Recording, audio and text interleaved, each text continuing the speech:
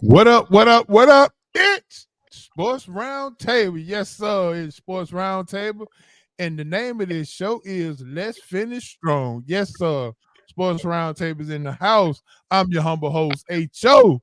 And as you can see, I got two of my guys in the building. Hancock said he had to work late tonight. Maceo had some other duties he had to fulfill. And my main man, formerly the six-man, Jay Smooth, who is the commissioner of our football league, is in the building with us. What's going on, Jay Smooth? Oh, not much, man. Same old stuff. Glad to be back. Always a pleasure to be invited back. I appreciate you thinking that highly of me to invite me back. So Absolutely. good to see you, Asa. Good to see you, man. Yes, sir. Same here.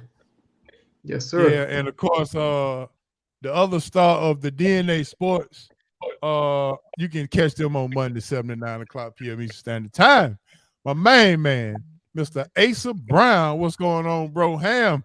I'm good, man. I'm going to reiterate the same thing. Always a pleasure to kind of be at my second home. I guess, you know what I mean? It's my There you go. There you no go. longer the guest house. I'm in the.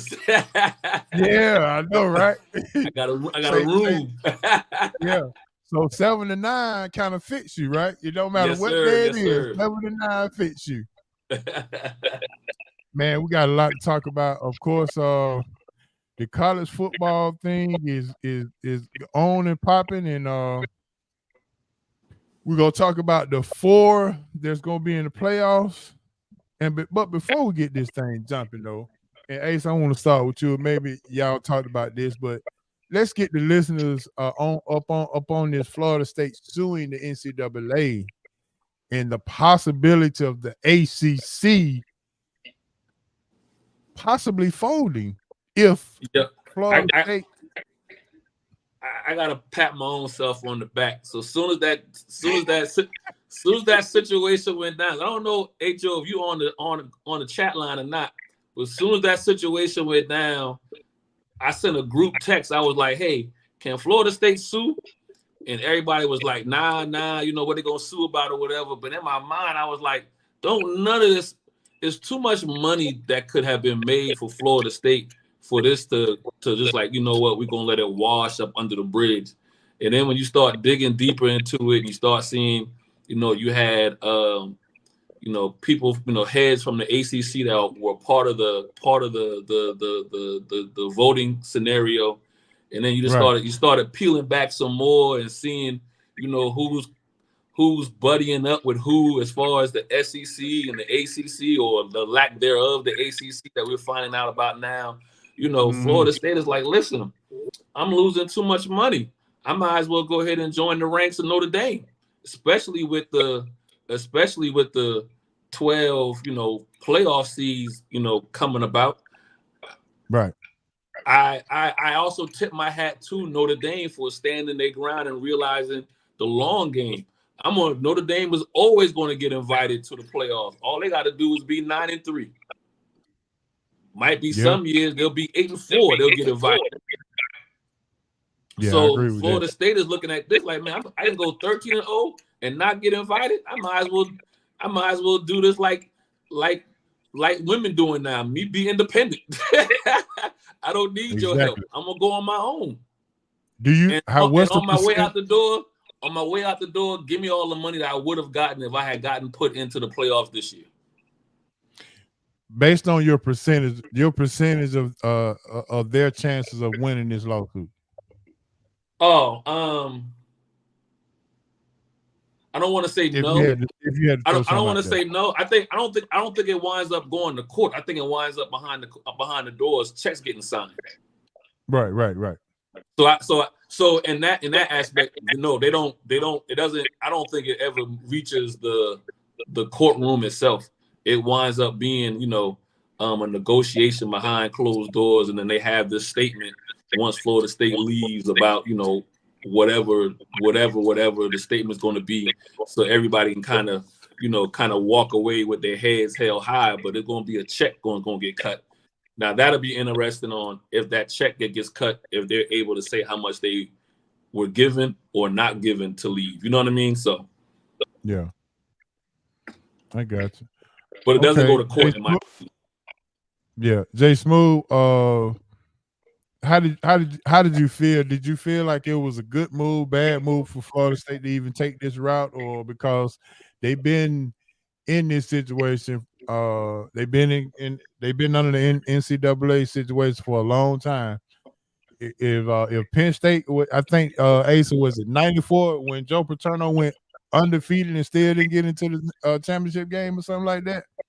But yeah, but that's different though, right? Like there were certain things that was supposed to kick in when it comes to that, and you were kind of looking at just, you know, outright. I don't want to say bias, but you know, the BCS and all that kind of stuff. You know, and they, you know, and then the bowl games meant something, right? So even though if you didn't maybe quote unquote make it to the championship game, that Fiesta Bowl was still important. The Orange Bowl was still important. The way it's set up now with the playoffs, this last year, the playoffs, the other bowl games don't mean nothing. If you don't have the semifinal bowl games, the secondary Orange Bowl don't mean anything. The secondary Cotton Bowl don't mean nothing. The secondary Rose Bowl don't mean nothing. It's only those four teams that matter.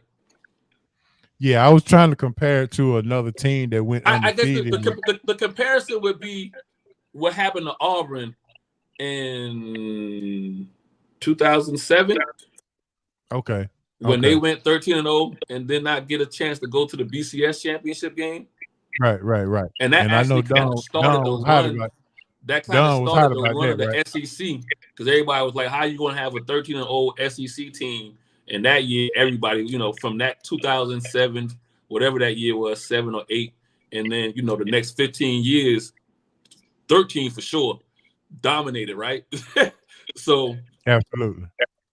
But again, the construction of the college football playoff was set up in a way, or at least the way they voted up until this year, was set up in a way until which, you know, it would have been okay to have two teams from the same conference, or you've never not put an undefeated team in. Like everything that they have never not done, they decided to do this year. That's where all the red flags are coming up at. Yeah. All right, Jay Smooth. My bad. Let me go to you. Do you think that this is a Hail Mary, or do you think it was a good move to try to sue for the great season that they had? Well, so to answer your question, I'm sort of just becoming familiar with what's actually happening. And on the surface, it seems like them suing the ACC is a reaction to them not making the playoff. However, there seems to have been a lot simmering under the surface that hasn't gone discussed. So the primary issue seems to be about the TV rights, their lack of autonomy, and right now, Florida's not only Florida State, but all of the schools within the ACC within that conference, they're locked. And any attempt at them deciding to leave the ACC comes with heavy penalties. So I think to add to augment Asa's point, they're essentially suing to regain some of their autonomy. And it appears that when the conferences started to realign, and I think Maryland, when they moved to the Big Ten, that began to trigger a shift in the ACC's mind. So, for example, when Maryland shifted to the Big Ten, the ACC made it a lot more difficult. They stiffened those penalties if teams do try to leave the ACC. And I think right now, Florida State, along with everyone else in the conference, they're feeling the weight of those penalties. You look around the country at other conferences, and you're seeing the movement. And Florida State, like I said, I don't think the college football, them missing out on the playoff was the thing that triggered this, but it further exacerbated the issue. And media rights is also a big thing. So right now, at this point, based on what I've read, Florida State doesn't have the sole rights to broadcast any of their games. The ACC is pretty much in control of when and how their games are being broadcast, which in a sense shortchanges the university. They don't have complete control over the most important thing, which is the revenue stream. So in all cases, in America and in the world in general, most large issues really boil down to the money. It's always about the money. So in this case, I think it's less about the college football playoff and more so about Florida State being able to control, one, the revenue generated from media rights. Secondly, they want full control over their ability to withdraw or leave the ACC. And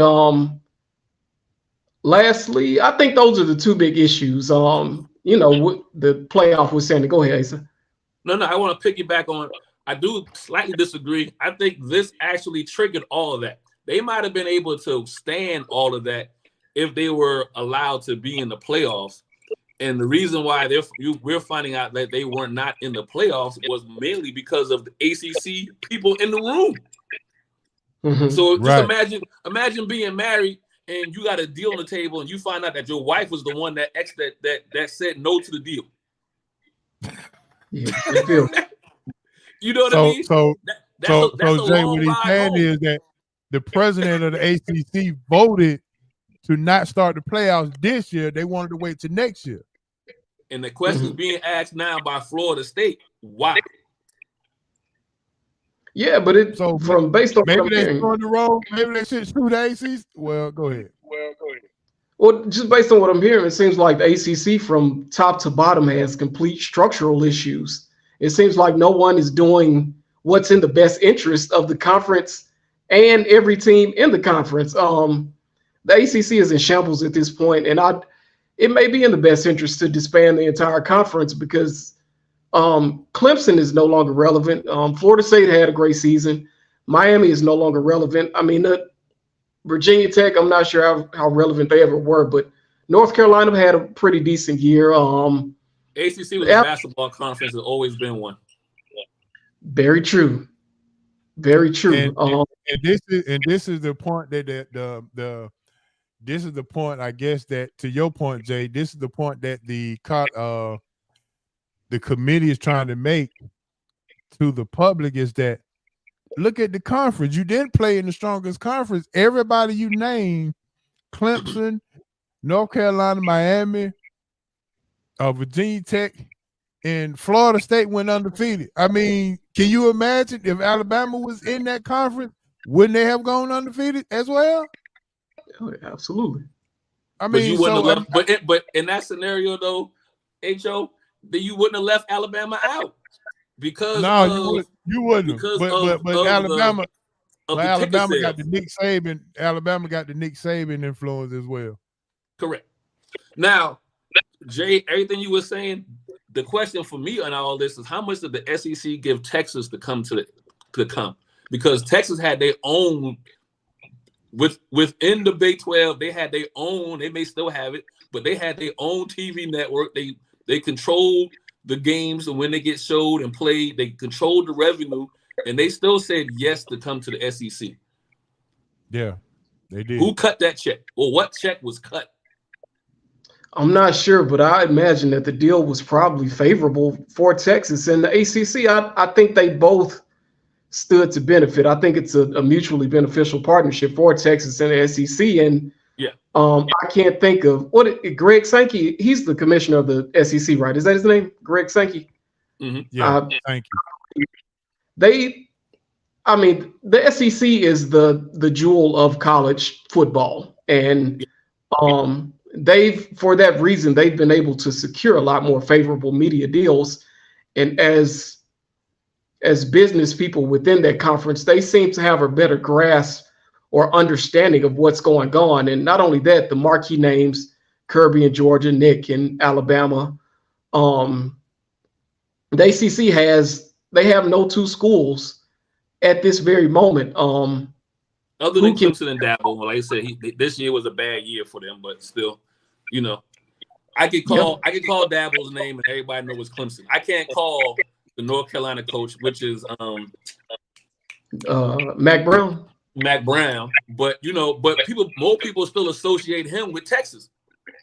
Yep, sure than they do with North Carolina. So I can't call the Florida State's head coach. I can't call Miami's head coach. I can't call Syracuse's head coach. I can't call Boston College's head coach. I can't call Virginia Tech's head coach because old man finally retired. Nobody's name right now, but Frank Beamer. I think that's him. Frank Beamer. No, well, the current coach, but the old coach was oh my gosh. They used to call it Buddy Ball, but I can't think his name. His son is in South Carolina coaching now. Right.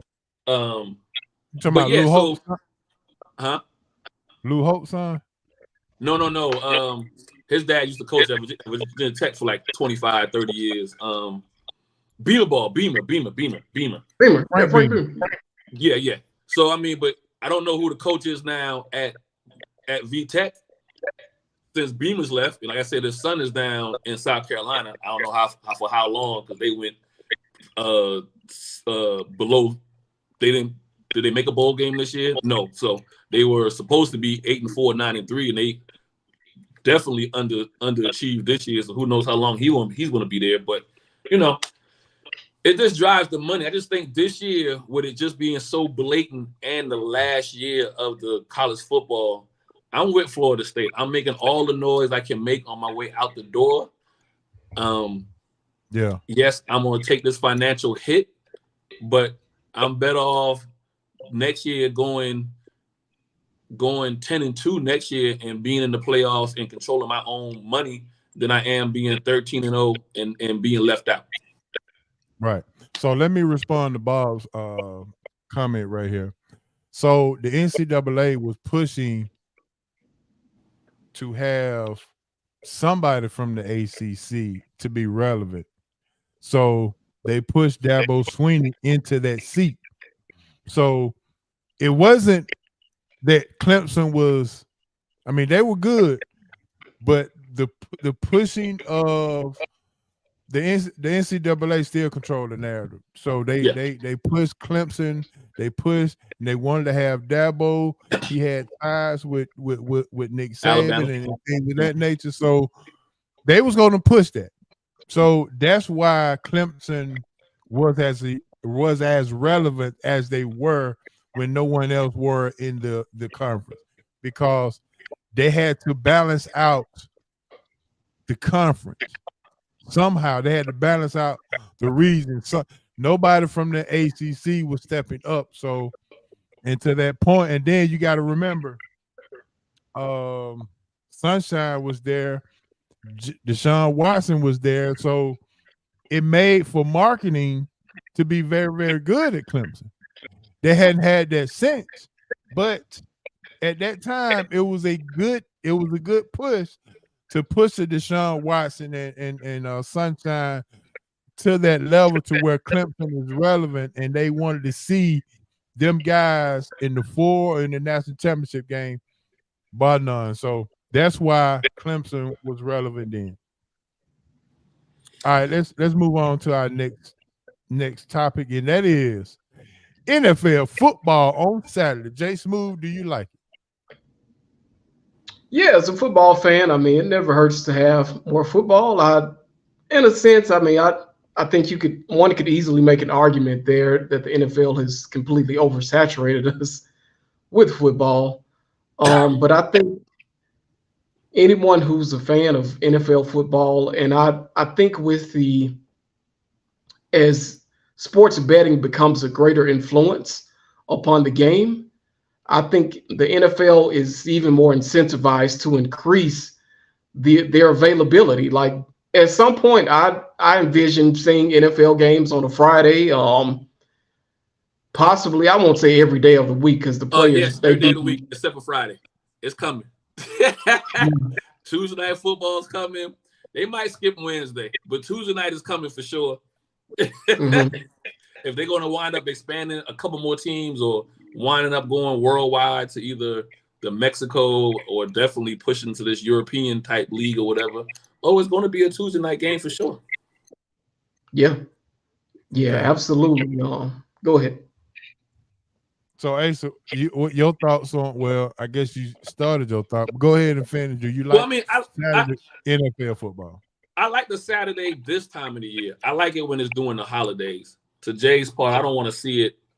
You can't really do it. You can't do it during the college football season because then you kind of take away your stream of players and being known. So, but when it gets to like November, Thanksgiving, depending on how Christmas falls, I like it, late December to have a Saturday and spread the games out because if the games are more important than the last, 4 games of the season, especially with 18 weeks now. Yeah, I want to see that. I want to see that Saturday game with 2 teams vying for a playoff spot. Whether it be a divisional game or cross conference game or whatever. So later in the season, week 15 and on, I like a Saturday. I don't want to. I'm not going to watch week 3 Saturday. Week 3 Saturday is Florida, Georgia. You see what I'm saying? Whatever big college game week 3 is, leave Sunday for Sunday during the week. But as the season progresses, yes, I like it. So Jay Smooth, I'm going back to the betting piece. You said it's heavily influenced. So when they started doing the games on Saturday, which they started last week, does that change the rhythm of a team? Because they've been so used to having a rhythm and playing on Sunday, does that affect your betting strategy when it comes to how you place your bets? Yeah, absolutely. I think if you are someone who is placing bets, you have to take a sort of a holistic look at the overall picture, and scheduling is a big part. We all understand that football is a very physical sport. These are 6'5", 300-pound men running into each other, and they need an adequate amount of time to rest and recover. So I think if you are betting, that definitely does factor into your decision. Especially since there have been Saturday games in the past, but as those Saturday games increase, you do run the risk of players being hurt on a limited amounts of rest. So to answer your question, yes, I think you do have to.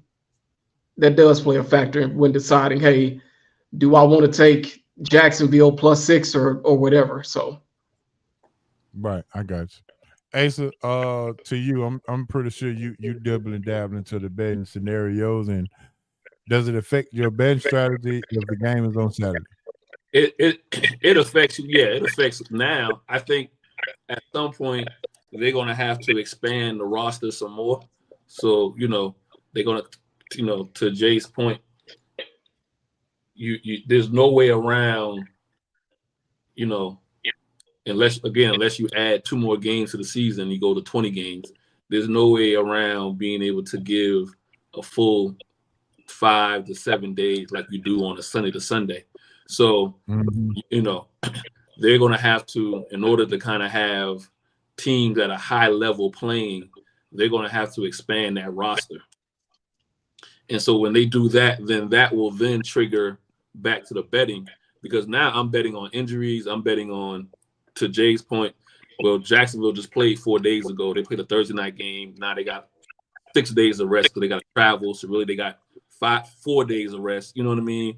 Things of that nature. So yes, I'm going to play around with my point spread, more so now with that than if I expand the roster from 53 to 75. Well, you know what?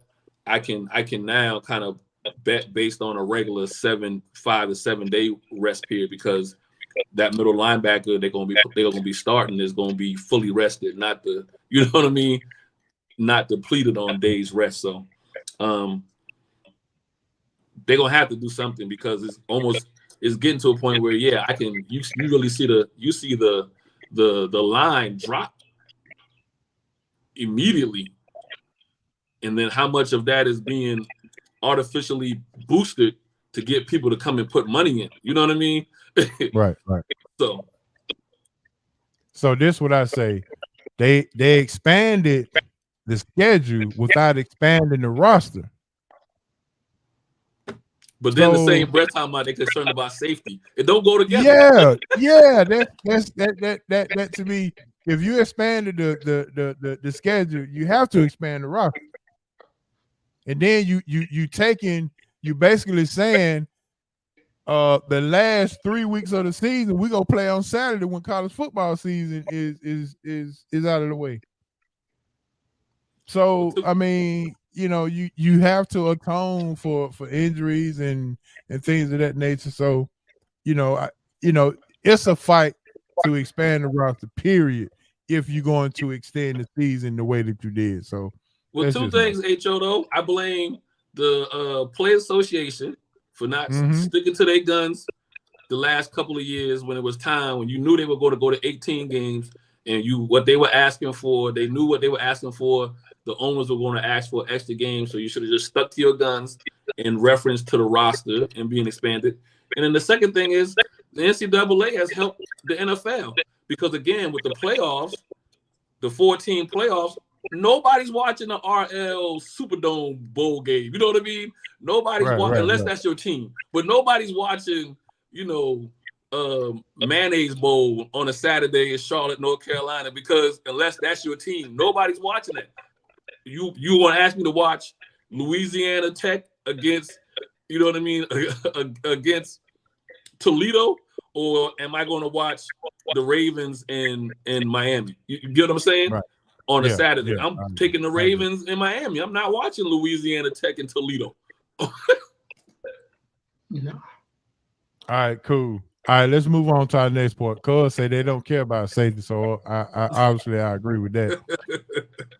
All right, our next item up to bid is what is going on in Phoenix with the big three. Ace, I'm gonna start with you. Time. The issue in the Phoenix Suns with the big three. Time. We seen it in Miami when LeBron and Chris Bosh showed up with Wade. It took time, and they were healthy. Phoenix ain't been healthy. The big three ain't been healthy. Definitely not my man that came from Washington. Bradley Beal. You know what I mean? He hasn't, but even if they all were healthy, it takes time. They're gonna, this ain't popcorn, put it in for 5 minutes, and even when you do that, you still got kernels to the bottom that don't pop, right?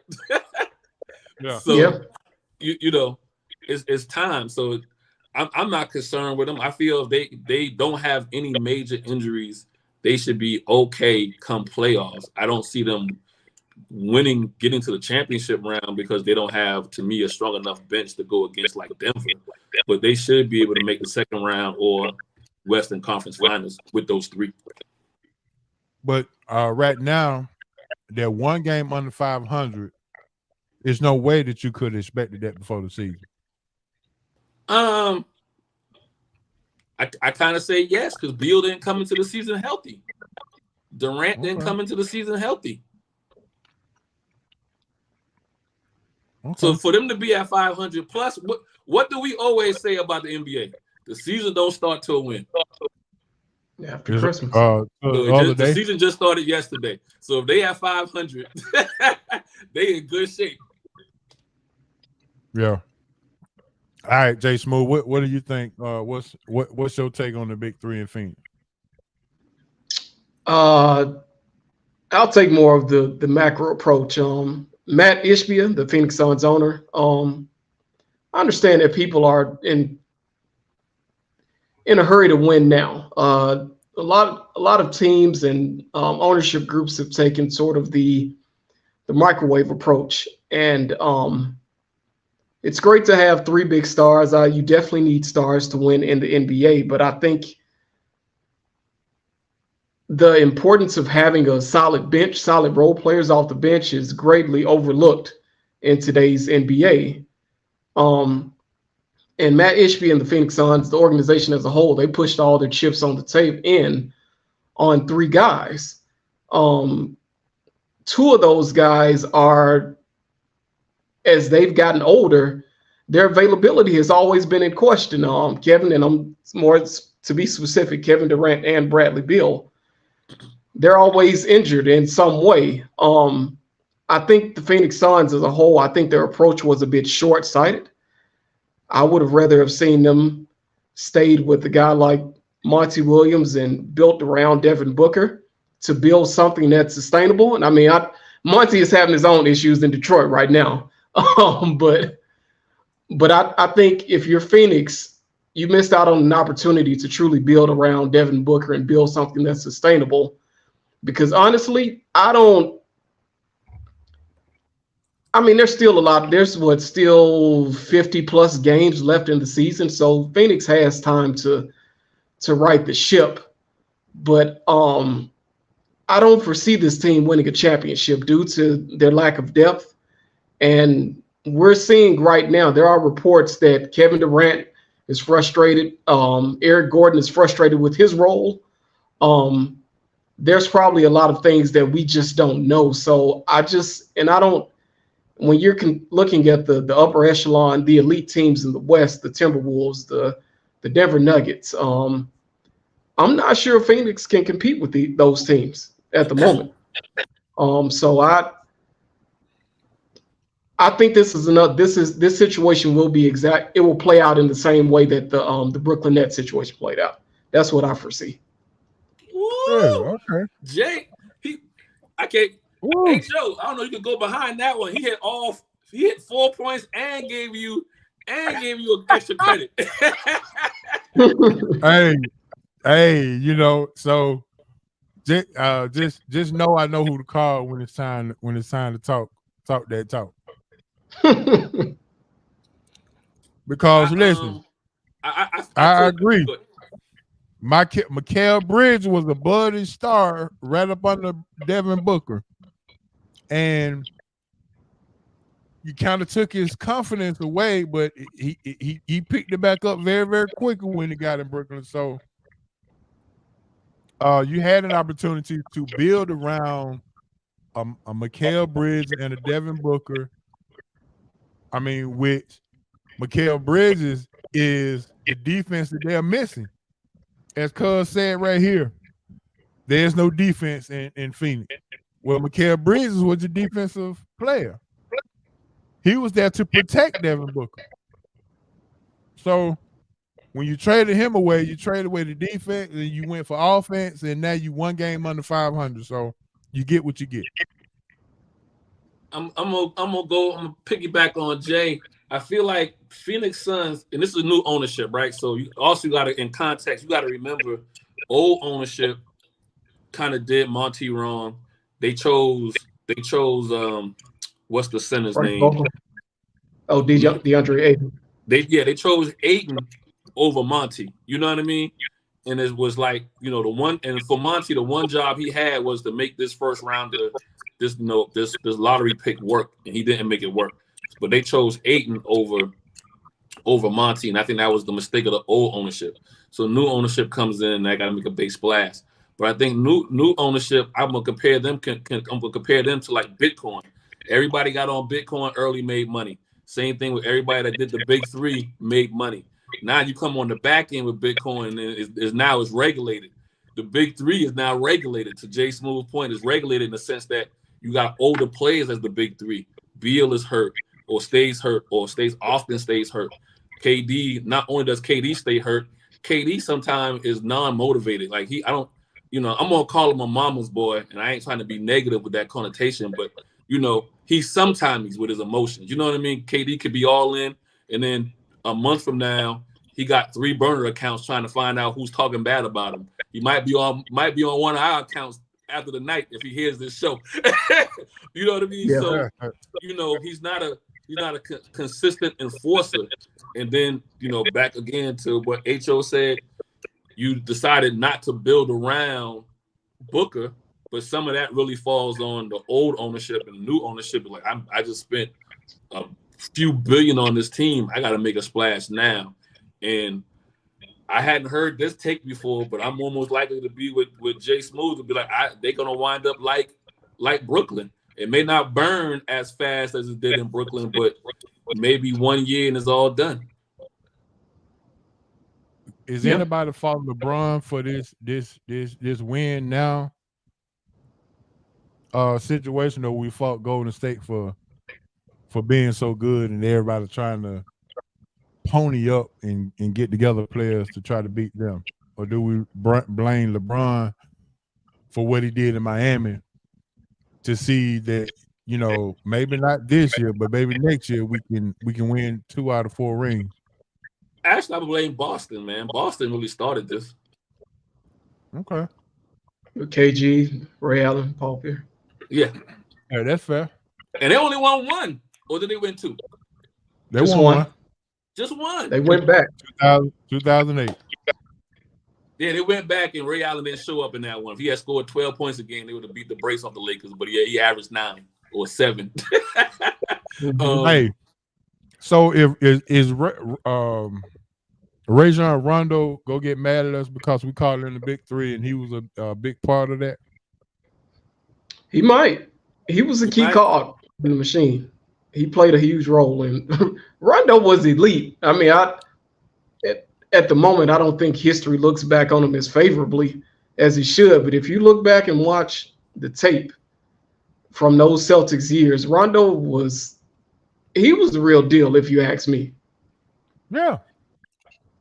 Those guys came in this to your point, we forget those years because now this is where I blame Golden State. The 3-point shot turned into the dunk contest every week. And so, you know, you got about 5 to 7 years, you know, like that Boston team, and then even that Kobe team doesn't get to recognize because it was nothing flashy about them. You know, I could go back for a few years. I go back to the Pistons team that beat the Lakers team. What was that, 04? Yep. So maybe from 04 to about 2012, when LeBron did the big 3. Right. You know, those years kind of get missed because you had the San Antonio Spurs was kind of, you know, in their dynasty phase, but nothing about them, quote unquote, seemed to be exciting as far as the media was concerned. Like I said, the Lakers weren't really exciting post Shaq. You know, that Paul and Kobe wasn't really exciting. You know what I mean? You know, you didn't really get the excitement until you got to the LeBron, Wade. You know, people forget Wade won the championship before LeBron got there. We don't talk about that team with an old Shaq like we supposed to. No. Yeah, you don't. I only think we can name anybody else on that team other than, well, I don't even know. Udonis Haslem. Yeah, UD. Yeah, Haslem. I think Mike was on there. What's his name? Mike Miller. Mike Miller, yeah. Was Mike Miller on that team? I thought he was. No, I thought he was there for the Wade and for the big 3. No, Mike was still in Memphis. Oh, he's still in Memphis. My bad. Okay. What about Shane Battier? He came with the big 3. Shane was still in Memphis. Yeah. Oh, okay. I knew Shane came with the big 3. I thought Mike was there before the big 3. Okay. Yeah. Maybe Rashawn Leonard, maybe. I thought Rashawn Leonard was in You see, let me pull up the roster. Yeah, I know. That goes to show you. So yeah, how, it wasn't nothing. You know, the roster was that bad that we can't even name nobody but Shaq and Dwayne Wade. Yeah, the NBA kind of fizzled. You know, I won't say fizzled out, but it was a dead period. Like I said, 04 till about 2012. You know. Yep, Alonzo Mourning and Gary Payton were on that team. All that. We got to give Dwayne Wade some more flowers. James Posey, Antoine Walker was on that team. Antoine Walker got a ring and went broke. He probably done sold it by now. Yeah. Jason Williams was on that team, according to this, White Chocolate. Yeah. We gotta give Dwayne Wade 2 rings for that one. Yeah. Yeah, he couldn't be stopped in the finals. Him and the head coach, Pat Riley get more. That right there tells me Pat's the GOAT. He's the GOAT. Yeah. You When he take him came over, down for the booth, came from upstairs. It was like, I got a championship team, and you just named that roster. That roster don't say championship. No. Maybe in the 90s when that roster don't say nothing. I mean, yeah, when they won it, that roster's old. Yeah. That's the same kind of roster that the Pistons beat the Lakers when they had old Shaq and Kobe kind of on their way down. They had Karl Malone, they had Peyton. Yeah. You know what I mean? That was an old roster. That's the same roster Miami had, and Wade won it. Yeah. Gary Payton was ring chasing for a minute though, wasn't he? Oh, He yeah. was. He was worse than Shaq. I mean, worse than Barkley. Yeah. Ring chasing. All right, fellas, our last note for the hot news is college football 4.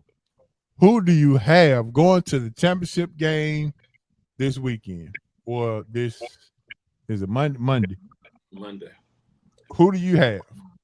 I'm gonna let Jay Smooth go. I think Jay Smooth might shut it down. Me and you, HO, can be quiet. I'm gonna let Jay go.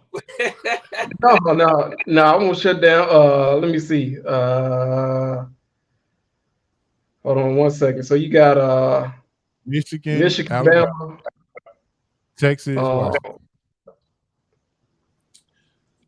Michigan, Bama, Washington.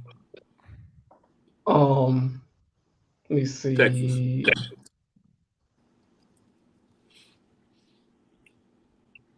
Michigan and Bama play each other in the first game, right? Yep. Second game. They played each other in the second week. Well, I mean, but they play each other, and then Texas and Washington play each other. Okay. I'm like, they set that up. Yeah, Michigan's 1, Alabama's 4, Washington's 2, and Texas 3. Yeah. Michigan has played well all season. I think they've been probably the most consistent out of. I can agree to that. Yeah, I think they've been the most consistent. I am a bit concerned about the competition that they face in the Big Ten. It ain't no worse than the ACC. We got some comments already coming in. That's true. Alabama, Texas championship game. Yeah. I think Bama will take Michigan. What'd you say? I say it's a rematch brewing up.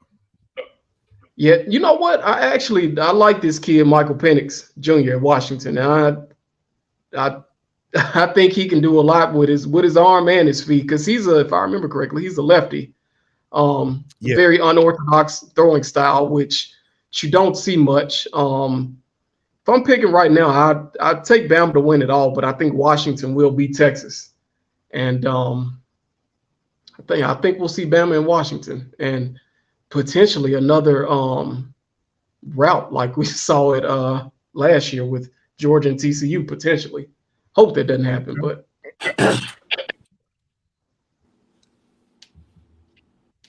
All right, so Asa, who you got? What I want to see. I want to see Michigan, Washington, just so it can mess up the ratings and all that stuff. You sound like Florida State. Yes, I am. I am. An agent of chaos, especially when I know, what happened. What you could basically see what happened behind the closed doors. I think the best game of the weekend is going to be UW and Texas. I think it's going to be a high-scoring, good game. I'm with you. I think Penix Jr. is slept on. He's going to show up in that game. So I got Washington beating Texas. You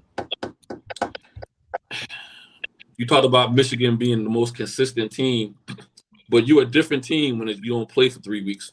And so I think Alabama's going to have enough wrinkles in the game plan on both sides of the ball to confuse Michigan. I think if Alabama can get Michigan, I think if Alabama can get Michigan to throw the ball 25 plus times, then that's favors Alabama. So I got Alabama and UW in the championship game. And then to Jay's point, man, Jay been on fire. Jay been on fire. I think the one thing I know about University of Washington though, they defense on their backside is softer than cotton.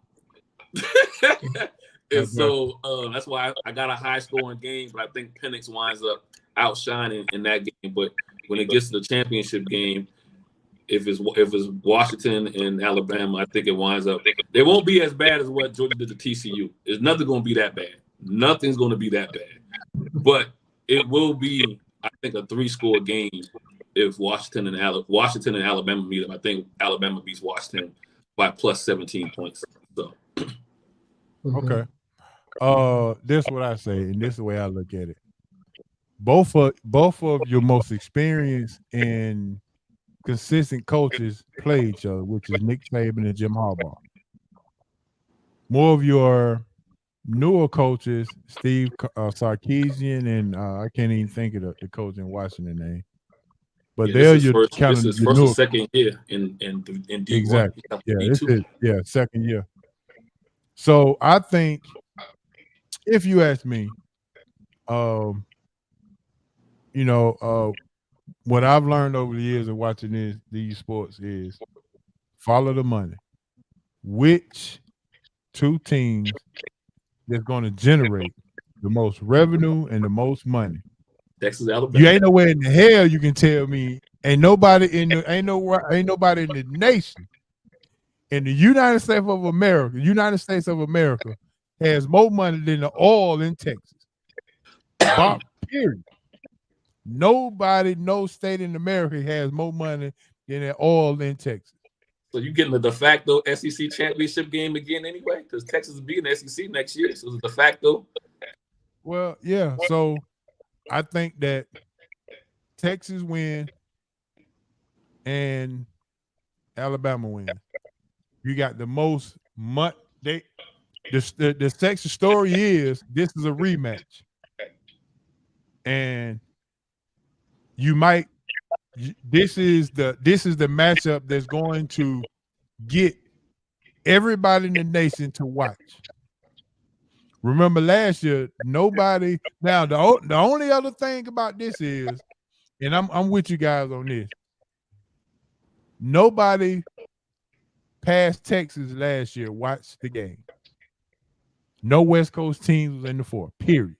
TCU was the furthest team to the left. Now, if you want the West Coast to tune in, Washington has to beat Texas. Yeah. So now you caught in a pickle. Do you want the West Coast to tune in, or do you want all of the money that Texas can generate and Alabama can generate to that one pot? Which one do you choose? Well, maybe they choose UW because they've already screwed one team over.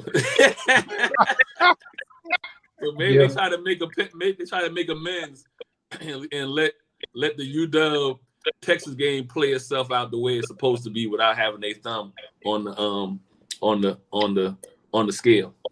Yeah, so nobody from the West Coast tuned into the game last year. Period. So this is the makeup year, I guess. So and I like Penix Jr., man. I find it kind of, I'm scratching my head kind of finding it when you like listen to the mock drafts or whatever. They have him going like mid first round or late first round. He's not one of the first 4 quarterbacks to go, and I'm just trying to figure out why. You know what I mean? And I know there's some recency bias and whatnot, but I sat back and injuries. Huh? He had 2 ACL injuries. Okay. Yeah, he was at Indiana. He was at Indiana at first. And he had 2 injuries there, both ACLs, and then he ended up in Washington. Okay. So that's the only reason I can think of. Cause Yeah, Duke can play, but are you going to take chances him being in the top 5 with the injury history that he has? Yes, makes sense. Well, Atlanta needs him, but anyway, that's a different story. What? They need a lot.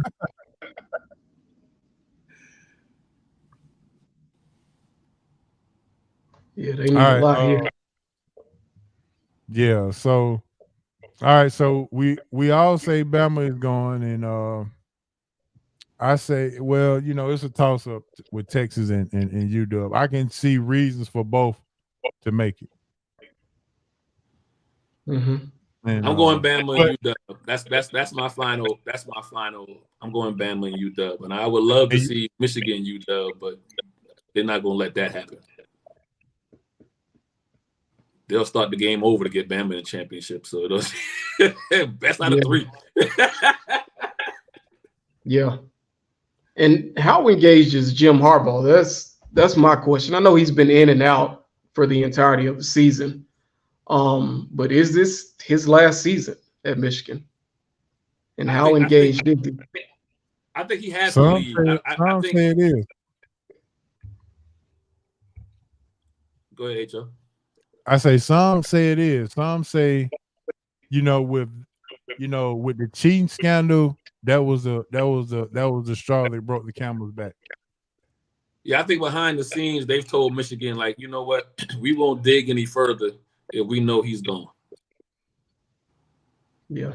And so I think him having, and then with all the chaos that's going to wind up going down in the NFL at the end of this season, I don't know if I don't think you have it on. Well, you could probably talk about it a little bit on your next section, HO. But I feel like it's going to be at least bare minimum is going to be 10 jobs. There might be up to 14 jobs available in the NFL at the end of this year.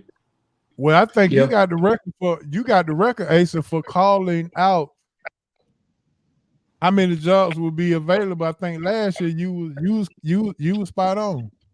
If I can remember. I think I called out like 10 and it wound up being 8.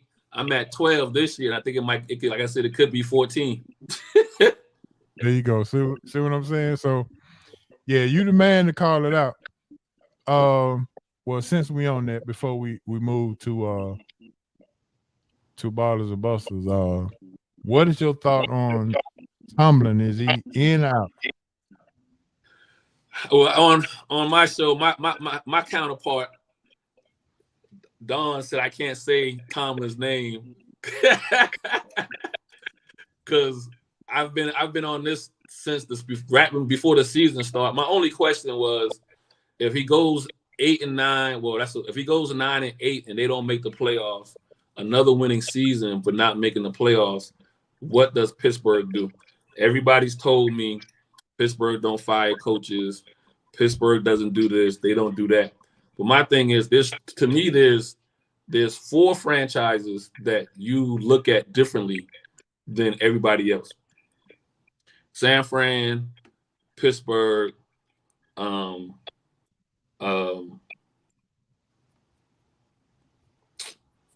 say Dallas, and then well, he admitted that he made a mistake in Dallas. Yeah, he had to. But the reason why, or even maybe the Raiders, one of the old, my bad, Green Bay, those 4. Green Bay, I throw Dallas in there, Pittsburgh and San Fran. Those franchises, they're not measured by winning seasons. They're measured by how many times you make it to an AFC or NFC championship game. You're not going to make the Super Bowl every year. We understand that. But you can't have a drought. When you start having now you can probably name New England in this with their dynasty, but you can't have a drought 5 years, 6 years, and you not make it to an AFC championship game. Pittsburgh's at a 10-year, 11-year drought of not making an AFC championship game. Mm-hmm. So you can tell me all you want about never having a losing season. That's not what Pittsburgh is measured on. Right. And that's all I was saying. at what point does that get old and you decide to turn the page? You know what I mean? Right. So let me ask you this: all those teams you named, Pittsburgh, San Francisco. Who else did you name? I named the Dallas. Cowboys, but they are outlier. They are marketing juggernaut at this point. You know what I mean? But Market they're still and Green Bay. Yeah. All those teams have in common multiple Super Bowl rings. Yes. So you take a team like the Atlanta Falcons who can't afford to not fire coaches because you don't have a ring. At least those franchises got something to live on. But for how long though? How long do you live? How long do you live off a ring? And the reason why I say Dallas in this example is probably an outlier. Because you're not supposed to be living 30 years off the last championship. You know what I mean? You're not supposed You're not supposed to. The longevity of living off your last ring is somewhere between 5 and 10 years. And this is in any sport. Yeah, maybe that needs to be a question I need to pose. Maybe I need to poll that. How long do you live off a championship ring? Yeah, that's good. All right, Jay Smooth, your thoughts on Tomlin? Is he in or is he out?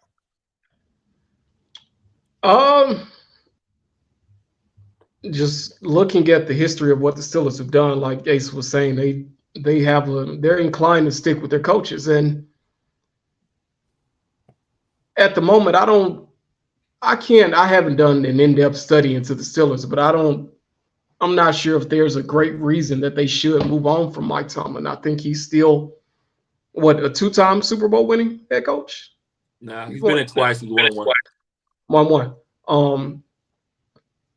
I mean, I think he's still one of the elite coaches in the game today. I think he's probably been handicapped a bit by bad drafting, and he's probably chosen his own coordinators, which has hurt him.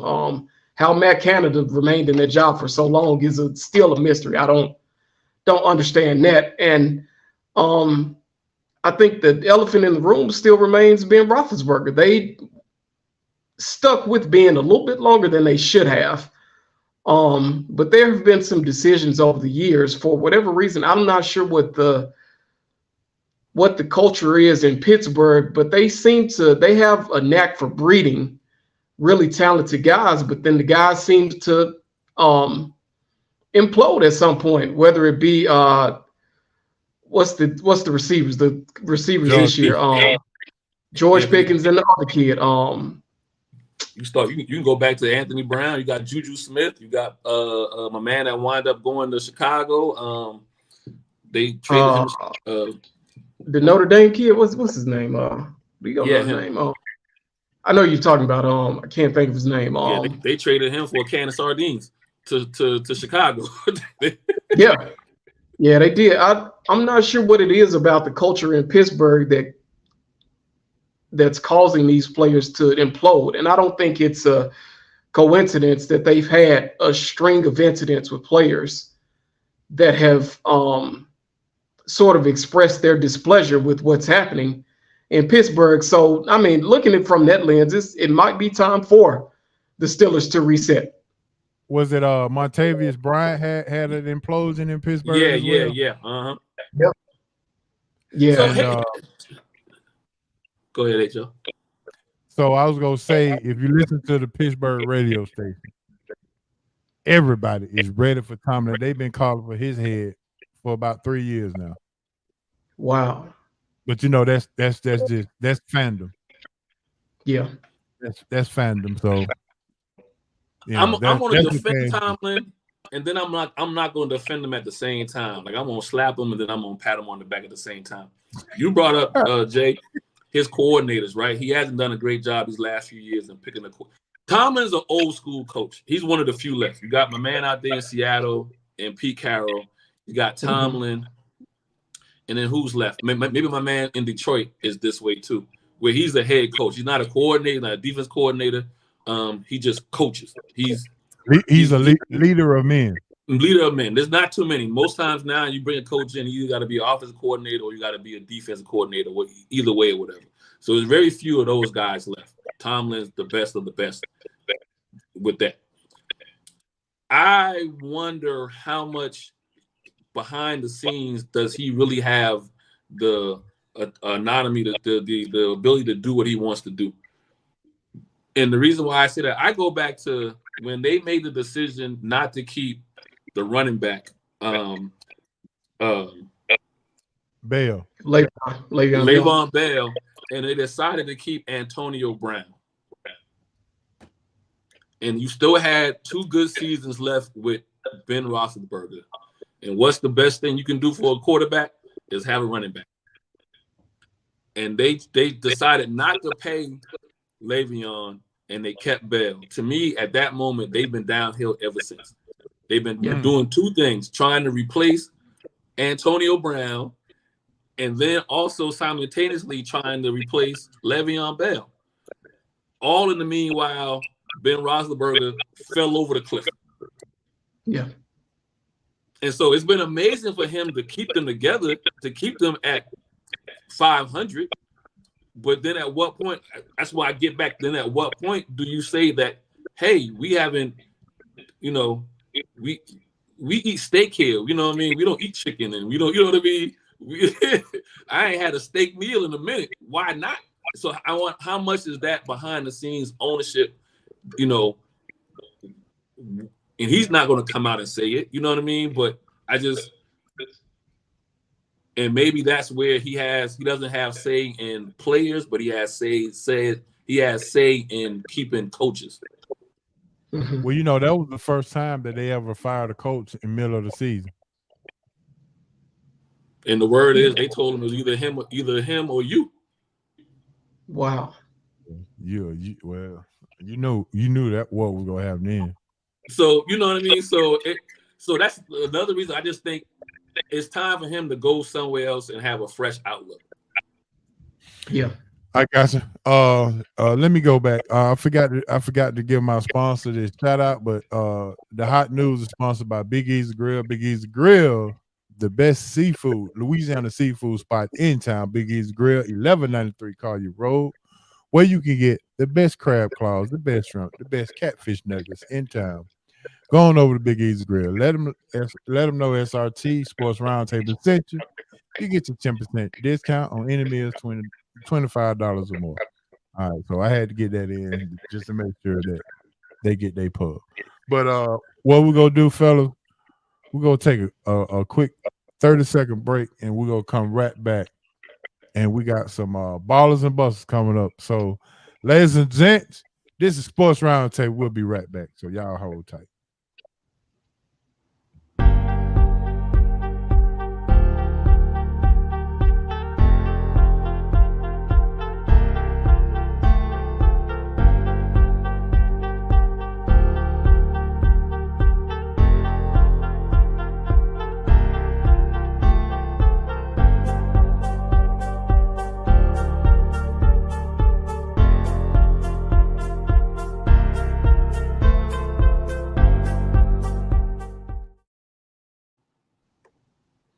All right. Yes, sir.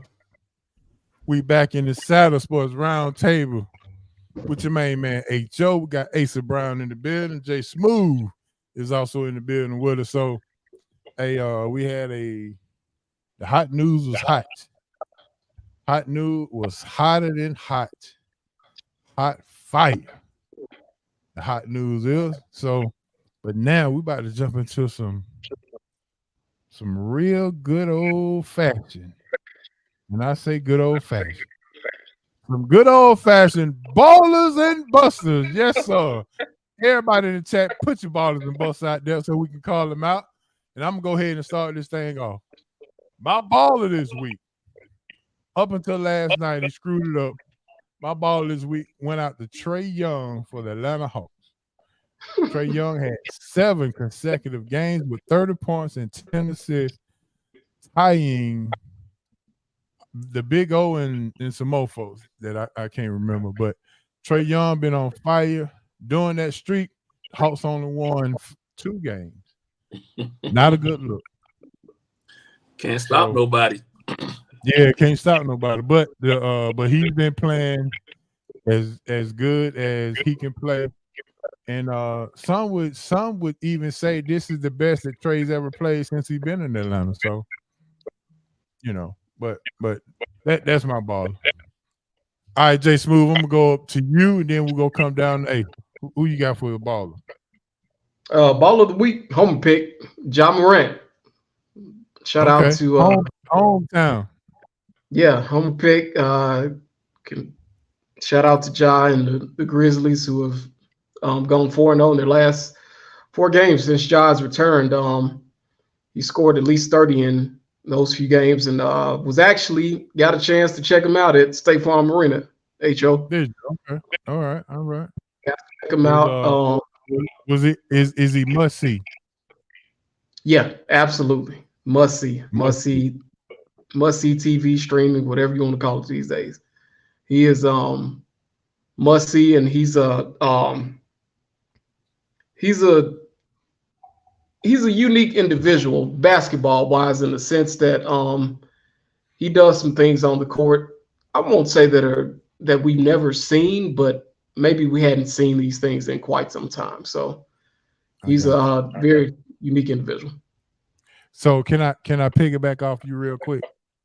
Mm-hmm. Can I tell you what I've noticed about Ja, what I love about this, and maybe the 25 games, maybe the NBA do him a favor, because Ja, it looks as if Ja has learned how to get his team involved first, and then take off when he needs to take off, because he got a chance to sit on the sideline and look at his teammates play and say, "Oh, okay, I didn't know he was really that good until you sit down and watch him.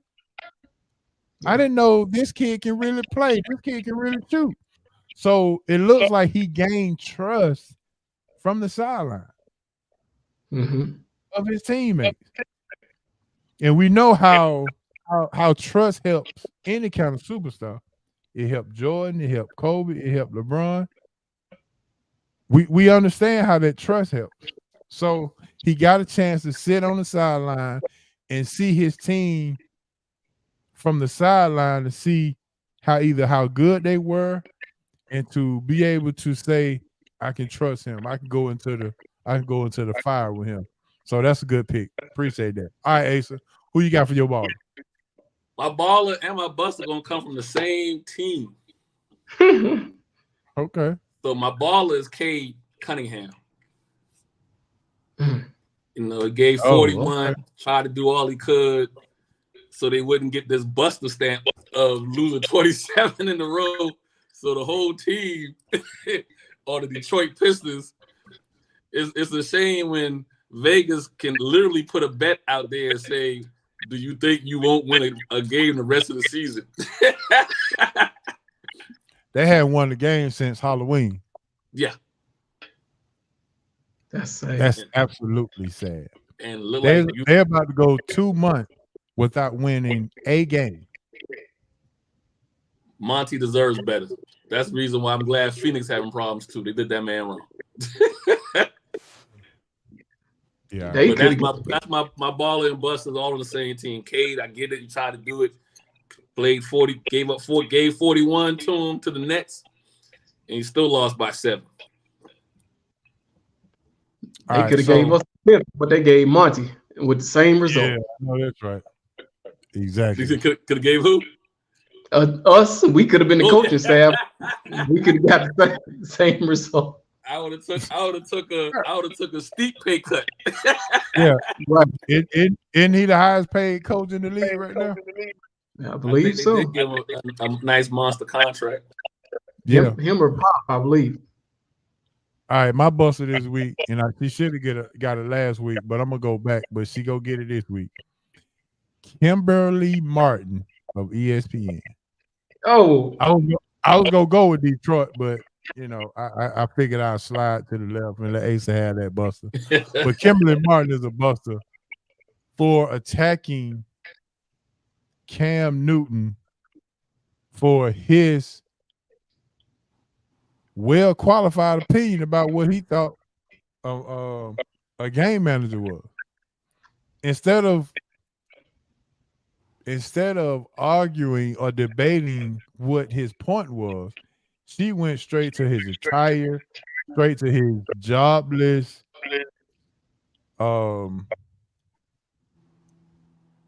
sitting in his mama's basement, tweeting. I mean, just went personal. Like he told her no on a date. Yeah, like, I'm like, yo, that's not argue the point, debate the point that he's making. What does his attire has anything to do with what he's saying? I mean, that goes to show you the power of video. Ray Rice got 3-game suspension without seeing any video. Once the video came out, he hadn't played ever again. Nope.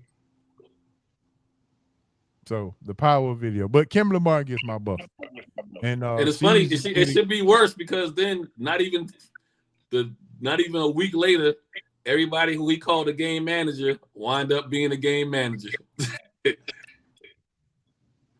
Yeah. Dak, Purdy, and he called somebody else as well. It was 3 guys he mentioned. Yeah, it was Tua. Dak, Tua, Dak, and Purdy. Tua lost first, Dak next, and Purdy last night or Monday night. Yeah, I guess he's proving his point. So, all right, Cuz said baller is, I guess, it's Tyrese Maxey, Buster, NFL ref. Well, I can go with that. Yeah, Maxey's been balling. I said Maxey's been balling. Like, oh yeah, for sure. Like, but he got the headache out the way. So yep. All right, Jay Smooth, who you got for your Buster? Let's ride. Russell Wilson. Russell Wilson is my Buster of the strings. Yeah, I just this is another situation that I'm not fully familiar with, but Russell Wilson's fall from grace has been steep and unfortunate, to say the least. Now he's expected to be released sometime in March by the Broncos. Jarrett Stidham, was Jarrett Stidham the same quarterback that played for the Raiders that they set Derek Carr for? Was he the same guy? I don't know. Yep. I don't know what it is. Yes. Okay. Yes. I don't know what it is about Jarrett Stidham and teams wanting to give him a look, whatever it might be. But Russell Wilson is my Buster. It's unfortunate. I hope he has saved his money because it appears he might be, I won't say a career backup. I think somebody will give him a chance. I think he's still a starting caliber quarterback. He might wind up in Atlanta starting.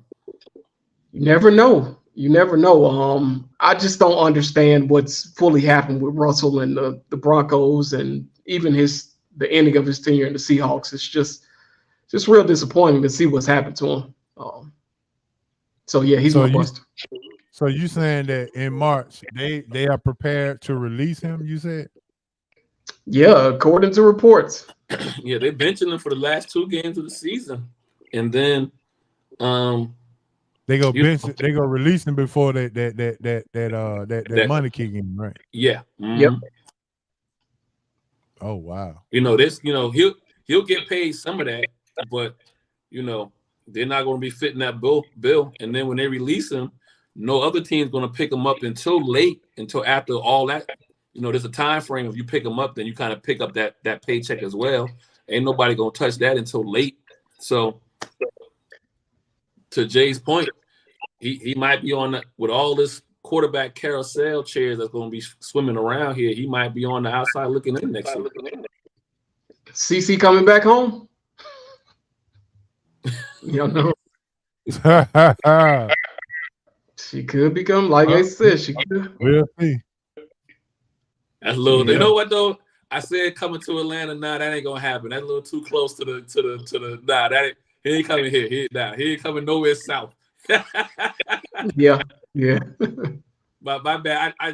as I thought that out, you say that, nah, he ain't coming back home. Nah, that ain't happening. Yeah.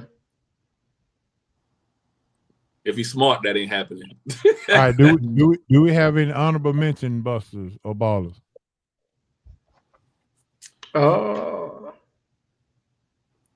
I got honorable mention busters. All these guys doing their podcast during the season. Like what Michael Parsons, what can you say when you done got your head kicked in 2 weeks in a row? Like what are you saying? I haven't. That's a good one. I like that. Like I just, same thing with Draymond was doing the podcast in the season. Like, listen, if I'm an owner, you're not focused on your work. You doing some double duties. You can have your podcast when the season's over. But yeah, I see Quinn shut Trey's podcast down for the season. So you can do that during the off season, but not during the season. Yeah. So you know what?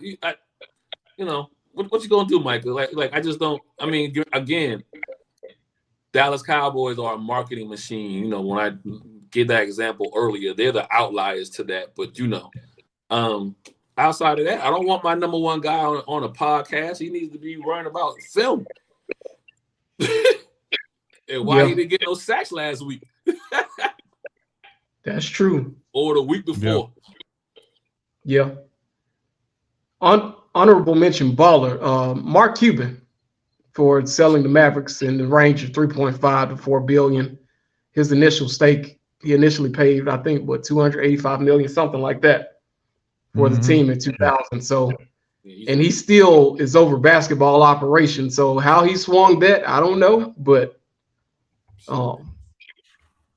him so now you do know there's a rumor that he sold it to the casino lady who build casinos out of Las Vegas, and they're going to build a big casino kind of deal up in Dallas. Mm-hmm. And that's gonna be his other cash cow. Must be nice, boy. Wow. I can see that. Vegas or they got all the land out there. You're gonna build it right out. You can build it right next to Jerry's World. Yeah, he could.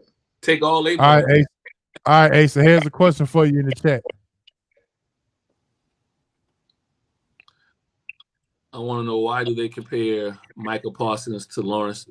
Oh man, they did this. I mean, They did that same thing with LeBron to LeBron to Michael, man. It's unfair to Michael, really. You know what I mean? To come into the league and be compared to one of the greats, and so his expectation is way higher than what it should be.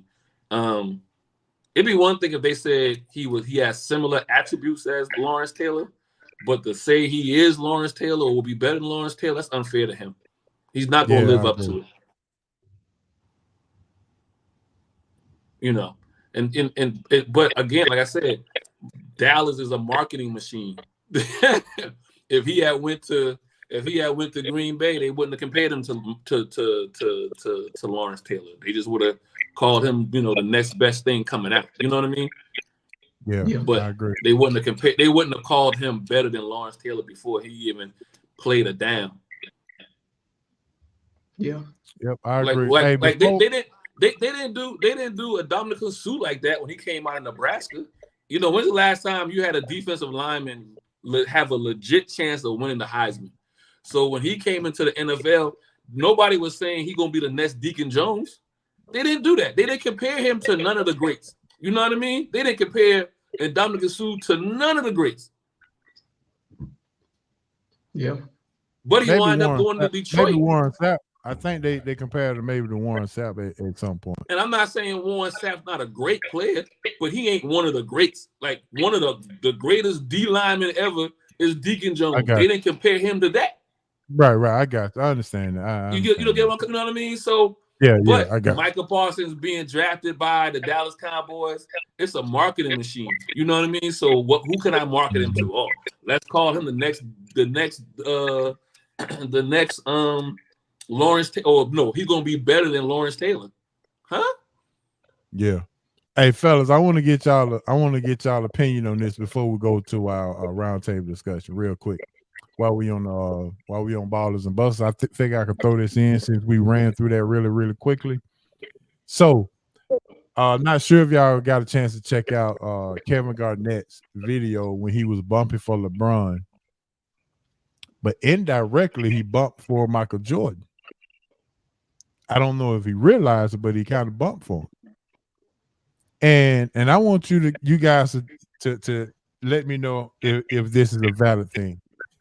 Before Michael Jordan came into the league, who was your favorite player? Just give me a name.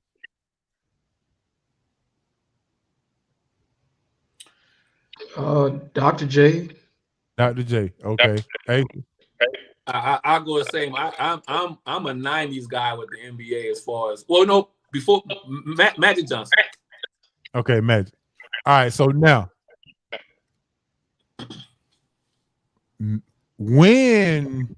everything you saw, or every time you saw basketball, Jay, in your thing, Dr. J was your favorite player, and Ace of Magic was yours. Mine went from Dr. J to Magic, but when Joy came along, watch this. You no longer mention Magic or Dr. J any longer. He just made you totally forget about who your favorite player was. Right? Mm-hmm. Or better yet, the comparison, it was never a comparison to Dr. J or Magic. The only comparison to Dr. J was how long he hung in the air. That was the only comparison. The comparison of who was the best, it wasn't even a comparison. Right? Yeah. Now, LeBron comes along, and they has he made you forget about Michael Jordan because he's still being compared to him? No. Like I was just saying about Michael Parsons, they tip my hat to LeBron. They did LeBron a disingenuous by comparing him. But then again, the NBA was so afraid of not having that marquee guy, not having Jordan there in that bubble, that somehow they skipped over Kobe. But I understand skipping over Kobe because Kobe followed Jordan so closely. All of us was like, well, we've already seen this play out. You know what I mean? We grew up with Jordan, so seeing Kobe come along was like, okay, we seen this. There's two Picassos. One is real and one is fake.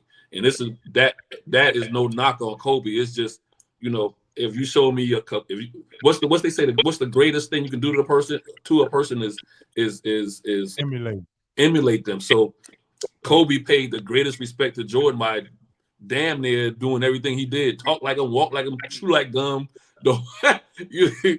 everything. Right.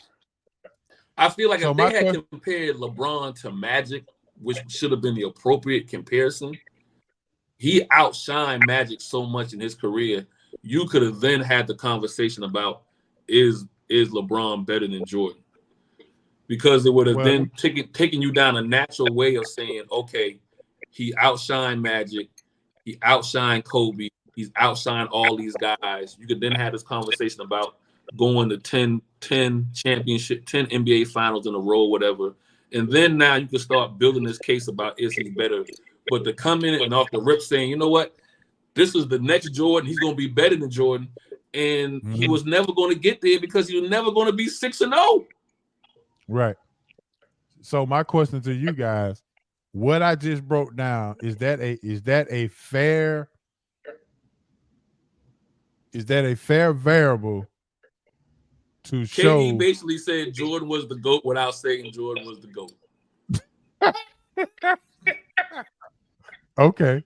He said it, but you can't. But in the court of law, you can't say I called Jordan the GOAT. But everything that he said was indicating that Jordan was the GOAT or is the GOAT. So Jay, do you think that that's a good measurable to determine GOAT status? Or have you ever thought about it that way? No, I don't think so. I think the GOAT argument has to be like acutely defined. Like there has to be like a certain set of measurables or really metrics. Okay. And even then, it still may be hard to determine who's the greatest of all time. Honestly, it's really all subjective. It really is. It depends on everybody's preference. And I think one of the reasons that LeBron will never, well, I won't say never, but I think Jordan's presence looms so largely over LeBron because he remained such a huge presence in the league. He was the owner, not at this point, but he still owned the Hornets at the time. Nike, who's LeBron is a part of also. Nike is still the house that Jordan built. And despite Michael Jordan no longer playing, he still has arguably the most popular shoe. Basketball shoe. Well, I would say just shoe in general. His brand is everywhere. His brand is in football. His brand is in baseball. His brand is in soccer. His brand is in tennis. Maceo said last week that the NBA is getting ready to change the logo. Wow. To Jordan. You're gonna see the logo, the Jordan logo on the NBA pretty soon. And it's possible that they've been prepping us for that because you see some of the NBA jerseys with the Jumpman logo that has replaced the Jerry West logo. So probably is coming. Jay Smooth, I'm gonna disagree with you a little bit. I agree with you on that, it's being subjective and people want to get into errors and all that kind of stuff. I understand that, and that's great. That's great back and forth. I don't even call it argument. That's great back and forth banter, right? Mm-hmm. Love it. But there is an era in which Jordan, the only place LeBron checks a box that Jordan doesn't check a box, and even then I think this might be incorrect, is when it comes to philanthropy. And not so much philanthropy, but when it comes to that's off the court though. Well, no, but I'm saying, but when I talk about a GOAT, Jordan might be number one GOAT status even when you get to that. When you start talking about outside, when it comes to say, Muhammad Ali's and the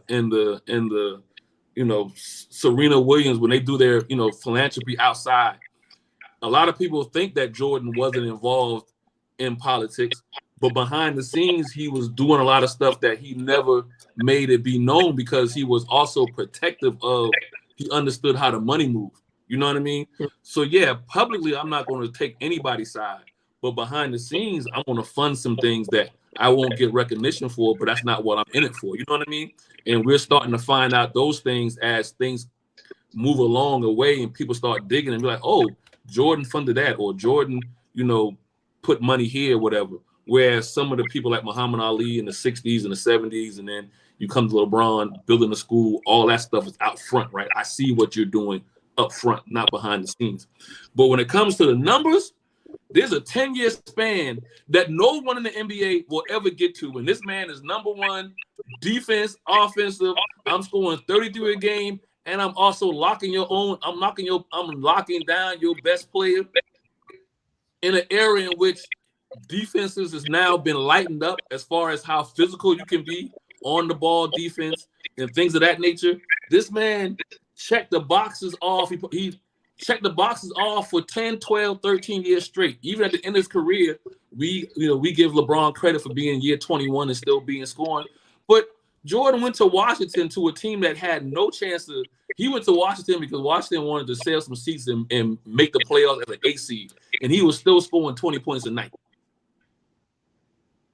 So at no point, I guess the only thing you could say is when he took the break. And he took the break and went and probably would have been an all-star in Major League Baseball if he stayed for one more season doing that. Mm-hmm. I think you can massage yourself. You drinking that eggnog? No. So you telling me if he had played one more season with the Chicago the whatever they call Barons, the Barons. that he wouldn't have made a Major League Baseball team. He was a career 220 hitter. You telling me he wouldn't have made the team? No. I think you would have. Off his name alone. Yeah. For that. There's a lot of guys right now hitting 220 getting paid. He'd have made the team. There's a lot of guys right now hitting 220 getting paid. I can name Bob, 3 of them right now in the Braves. Bob, you can hit 220, but I mean, you know. Yeah, Arthur Ashe is another one. Yep, off the court. But I just wanted to get y'all thoughts on that. I just thought it was a very unique way to look at as Jay eloquently said, a metric or a measure.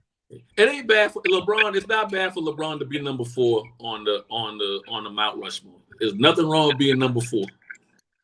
Right. I agree with that. Yeah. Absolutely. All right. With that being said, we're about to jump into some round table discussion. Yes, sir. Round table discussion. We are sponsored this thing by Bo Bell Basketball. Round table discussion. He is sponsored by Bo Bell Basketball. Where he says, feet work is key. Bo Bell Basketball. You can get Bo Bell Basketball in 3 different locations: North, Midtown, and South. Go to CoachBoBell.com for more information and let him know SRT Sports Roundtable sent you. Yes, shout out to Bo Bell. But anyway, here we go. Let's go ahead and talk NBA real quick. And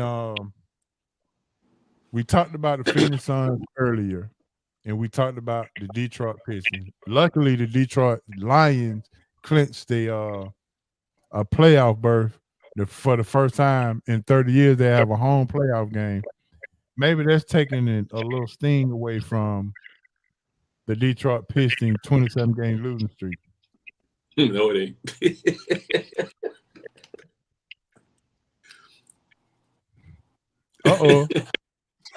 Uh-oh. Cole's mad about that one. He said LeBrick is not even on the Mount Rushmore.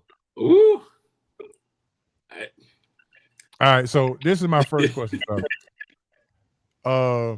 Is this the best that Steph has ever played right now, carrying the Golden State Warriors without a Draymond Green, the way Klay Thompson is basically a shell of himself? Andrew Wiggins is on the milk carton, and they can't get any kind of rebound. This is the best Steph has ever played in his career right now. These last 3 years have been his best. Okay. Championship last year, now this year. All right, cool. Have Golden State proven to you now that they can win without Draymond Green?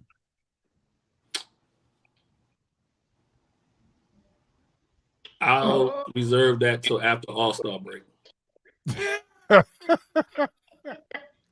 Jay Smooth, you got something on that?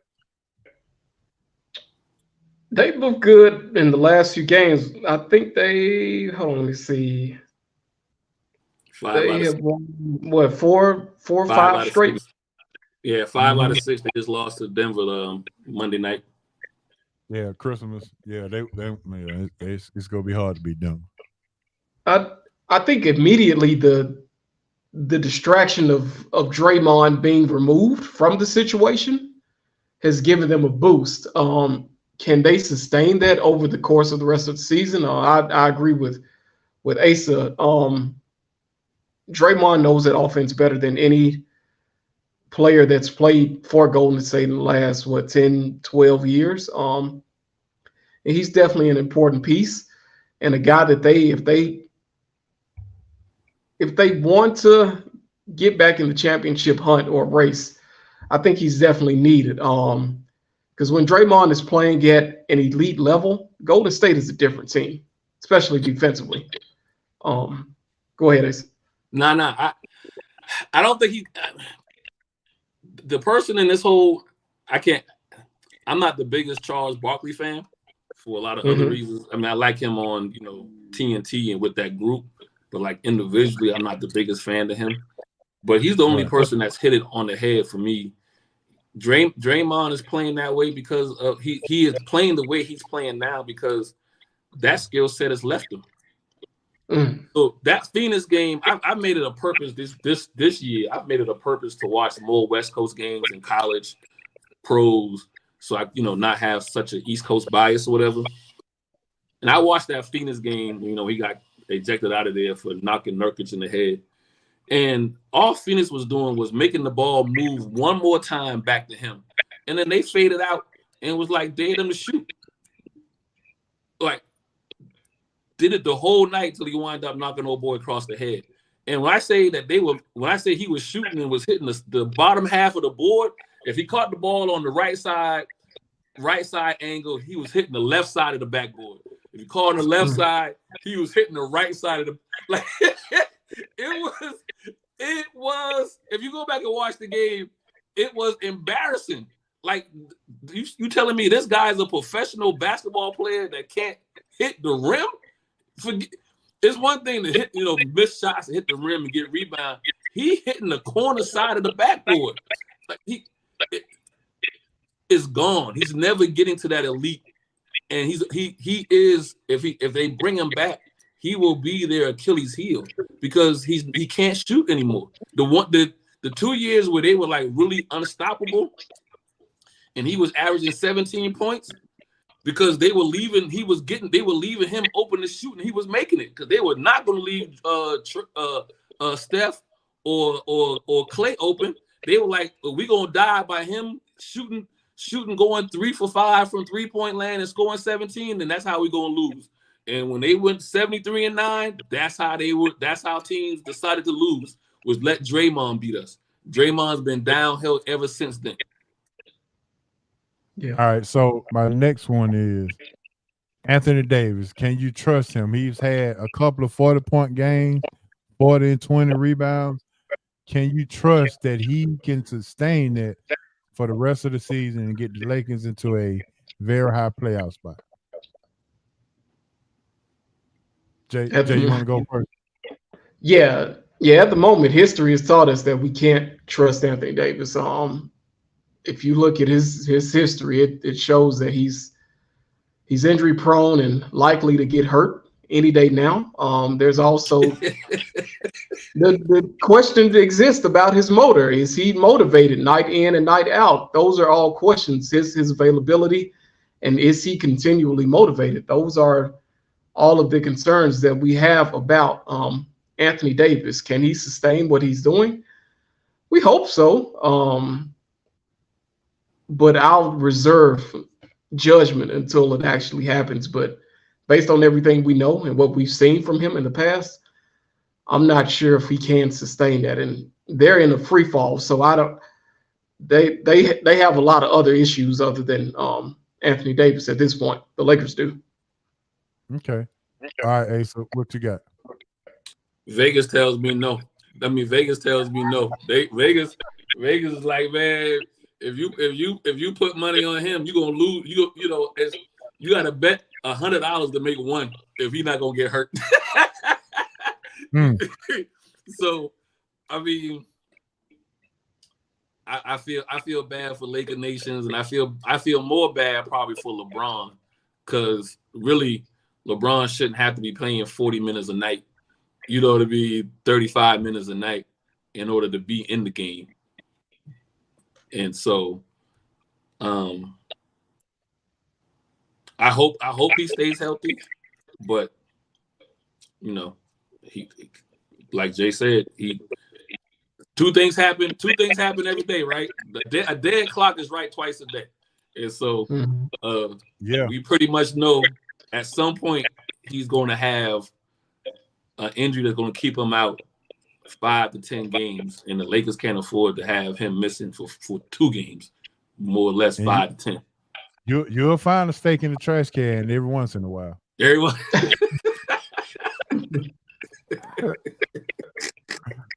My bad. Gotta ignore them. Gotta ignore those teeth marks, huh? There you go. All right, fellas. My last question for the NBA. Is the Indiana Pacers or the Sacramento Kings the most surprised team in your eye? I think the Pacers. Let me go. Neither. Okay, who other? My most surprised team is Minnesota. Okay. Minnesota. If you had asked me 2 weeks ago, I probably would have said Indiana, yes, but I mean Minnesota's sitting on top of the West, and like not just barely, like they comfortably sitting on top of the West, right? Plus 3 games, plus 5 games. Mm-hmm. Yeah. So it's Minnesota. All right, Jay, who you got? Between those, Sac, Indiana, or other? I'll say other right now. I think there's quite a few teams that have impressed so far, and I think have overachieved. The Pacers have one of those. I think they are coming back down to earth, considering that I think they have the league's best offense and the league's worst defense. So they're coming back down to earth. I think the Orlando Magic have been impressive so far. I think they're about 9 games above 500.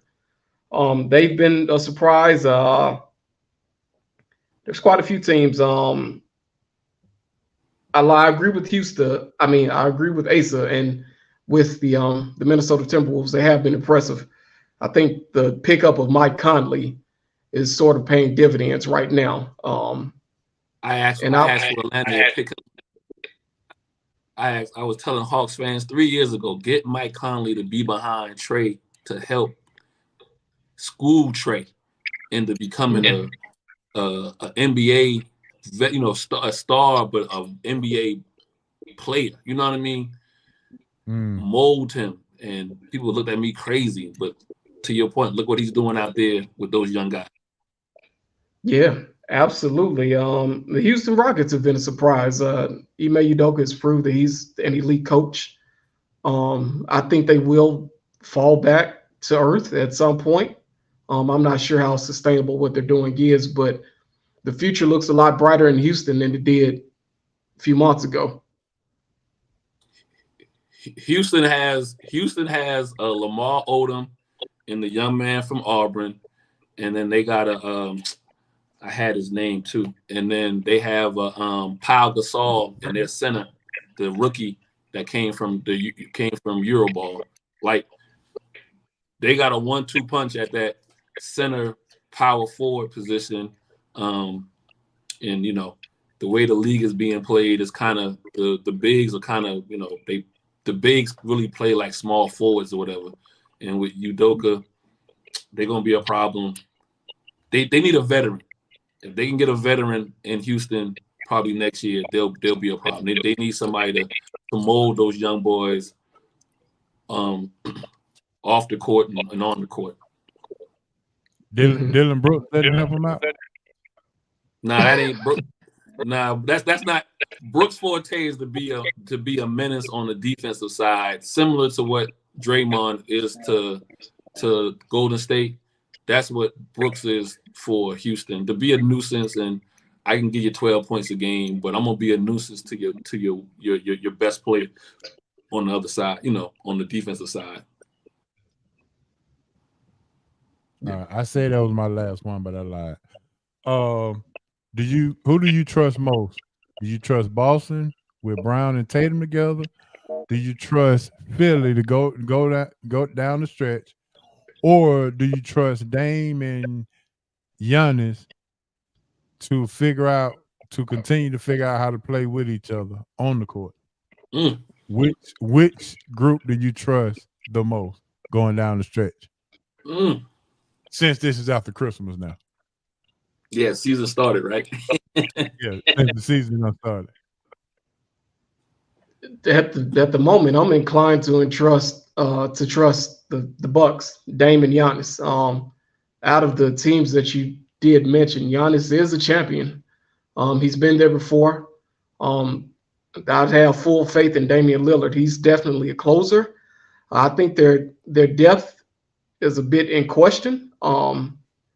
But I think with those two,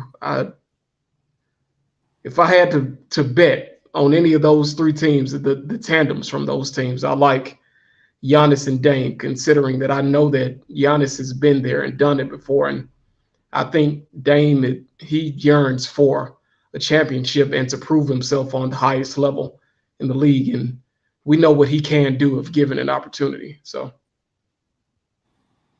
Okay. Asa. I let Jay Smooth have Milwaukee, so then I'm gonna go with Philly. And the reason why I'm going with Philly over Boston is I trust Philly's coach, Nick Nurse, more than I trust Boston's coach.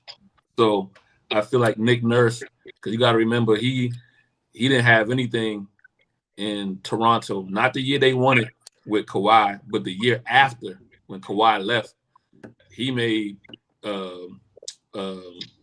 Siakam and my other guy who's OG. He's in Houston now. Fred VanVleet. Fred. He made them household names. Yeah. So, and then we seen what the struggle Boston has, and to me they lost too much in the offseason, particularly to the bench. So I'm gonna go with Philly. I think Nurse can get, and we see what Maxi's doing, and as long as Embiid can stay healthy, as much as we want to rag on Unibrow, we got to rag on Embiid too. Embiid is a week-to-week case. Is he healthy as well? So, but I'll go with Philly, and those are my reasons. Okay. All right. So real quick, we got a new listener listening in, and we have a debate, and I have to ask you guys to try to solve this debate. She is from New York, and she tells me that she is a New York Jets fan and a New York Giants fan. Impossible. I told her you cannot be both. You got to choose one. And I'm a Southern boy, and we know I'm a Southern boy. HO, we know either you Giants and Yankees, and you know what I mean, right. Or you Giants, Yankees, and Rangers, or you Jets, Mets, and Islanders. There is no mixing up the teams or whatever. Oh, my bad. My bad. You Giants, Knicks, Yankees, Rangers. Gotta get all four sports in there. I forgot about the Knicks. Or you Mets, Brooklyn. You Mets, Nets, Jets. See how it all rhymes too? You Nets, Jets, right, Mets, and there Islanders. you go. You know what I mean? They ain't no. I told her you cannot. You got to choose one. You can't be a Giants and a Jets fan. You can't do it. The only thing that gets co-mingled is the stadium when they change the field for one. Exactly. Jay Smooth, what's your thoughts on that? What if she has to choose or not? Is that the question? She said she's a New York Jets fan and a Giants fan at the same time. Well, I'm not sure this young lady is. Make that make sense. Well, I'm not sure who the young lady is. I'm sure she's very lovely, but either way, I feel bad for her.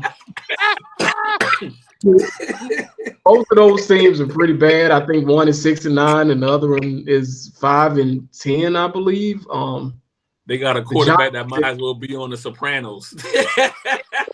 Pretty much the Tommy DeVito, and I mostly feel bad because the future looks pretty bleak for both of those teams. Do you really want Daniel Jones leading you for the next 6 to 7 years? Aaron Rodgers, we don't know. Jay, she didn't ask to get murdered on radio. She just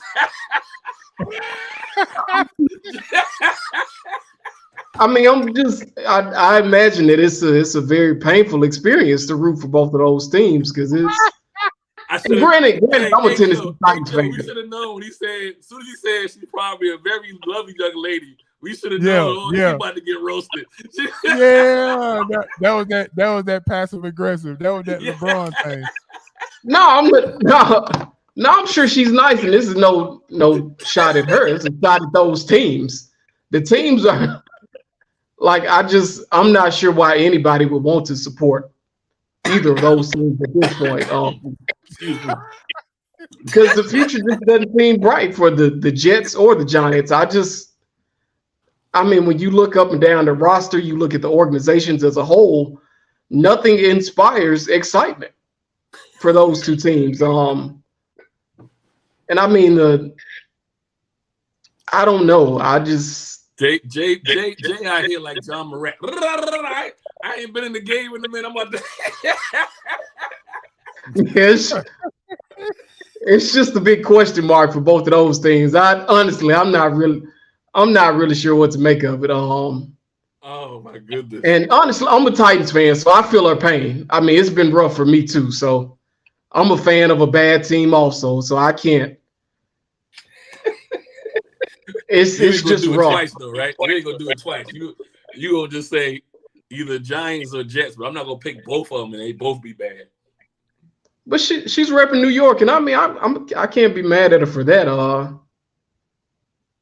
But it's not her. It's not her fault that those teams are bad. That's really nothing. After listening to you, she gonna move down to Baltimore. You got might as well, because there seems to be no hope on the horizon for either of those teams. I just don't see it getting better anytime soon. She said, oh, man, my poor Giants. Well, at least the Jets won. I was like, huh? Yeah, I think they did win. They did win yesterday. Yeah. Like, they played Washington, even more deprived. So you room for both teams. You can't lose. Well, yeah. Based on what Jay just said, regardless you win a game or not, you still losing. Yeah, it's just bad. I mean, those two franchises are the embodiment of mediocrity for, Yeah. Like Asa, you were saying earlier, the Jets are still living on their championship from 50 years ago. 69. Yeah. To be exact. 1969. Yeah. All right, fellas, we about to wind it on down. All right, what say you? These are some very thought-provoking questions for my co-host and my panel. So make sure you go think long and hard for this. You only got 30. He just texted me and said, "Y'all stop it, please." Tell Jay Smooth. He the one. He the one talking about you want to see a dead body. Oh, okay. All right. So what say you? Will Bill Belichick be on another sideline come 2024 season? What say you, Asa and Jay?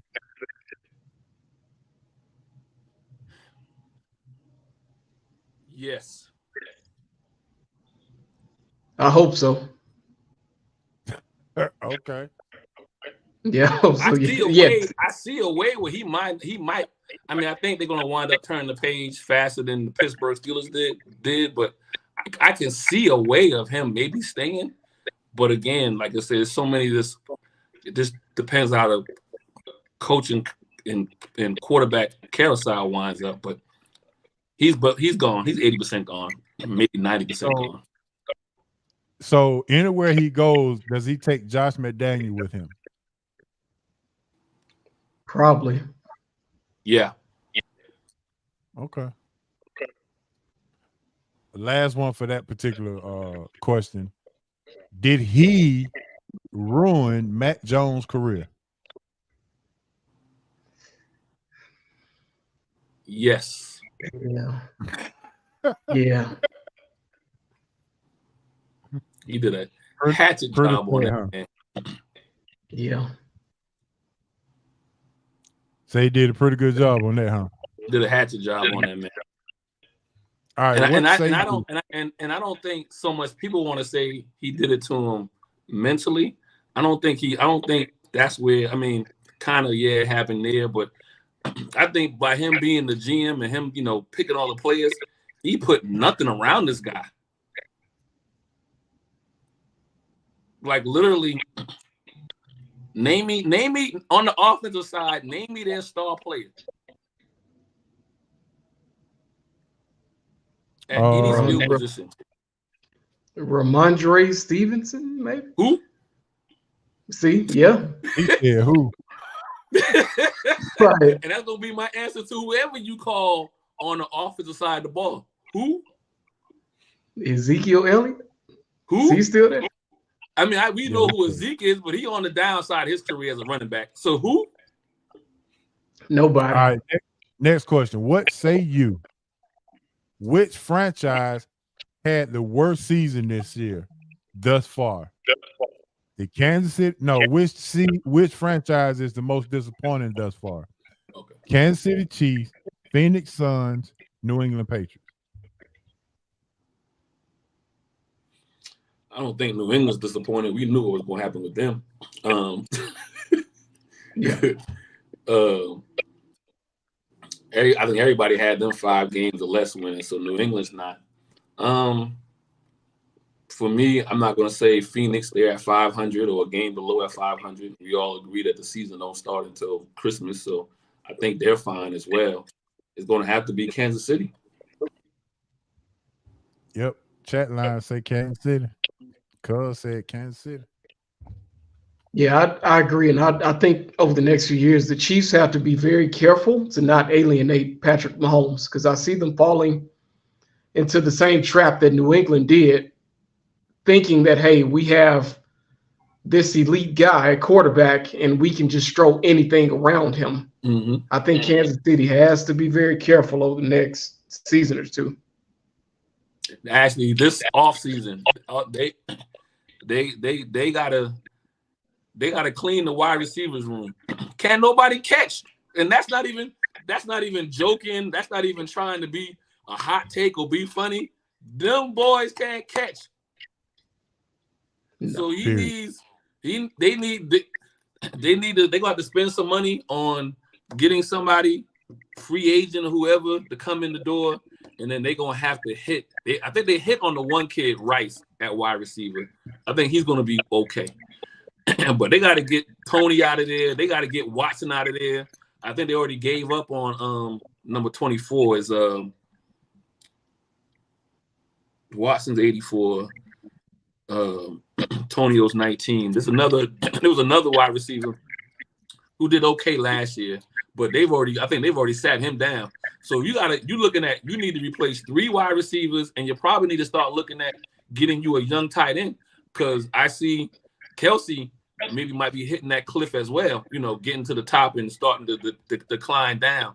So they got to hit next season. To your point, Jay, these next 2 years, they got to go and get them a wide receiver in free agency, pay some money, and then got to hit in the draft in those third and fourth round on wide receivers. They got to. All right. Or trade up to get one. Next question. What say you? Is Patrick Mahomes still the best quarterback in the league? I think so. Yeah. Yeah, I think so. I think it's more obvious now because the boys can't catch.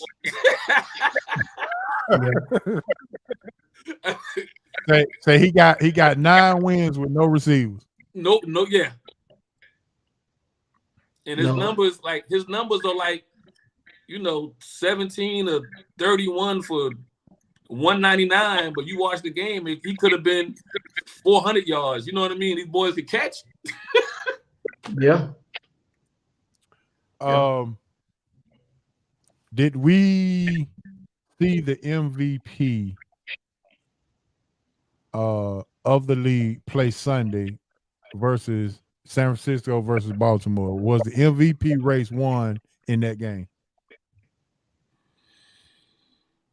Yeah, I think Lamar Jackson is the favorite at the moment. The Ravens appear to be the best team, or at least record-wise, in the AFC. And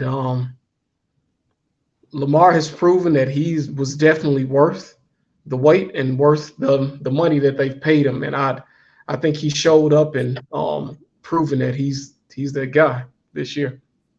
Okay.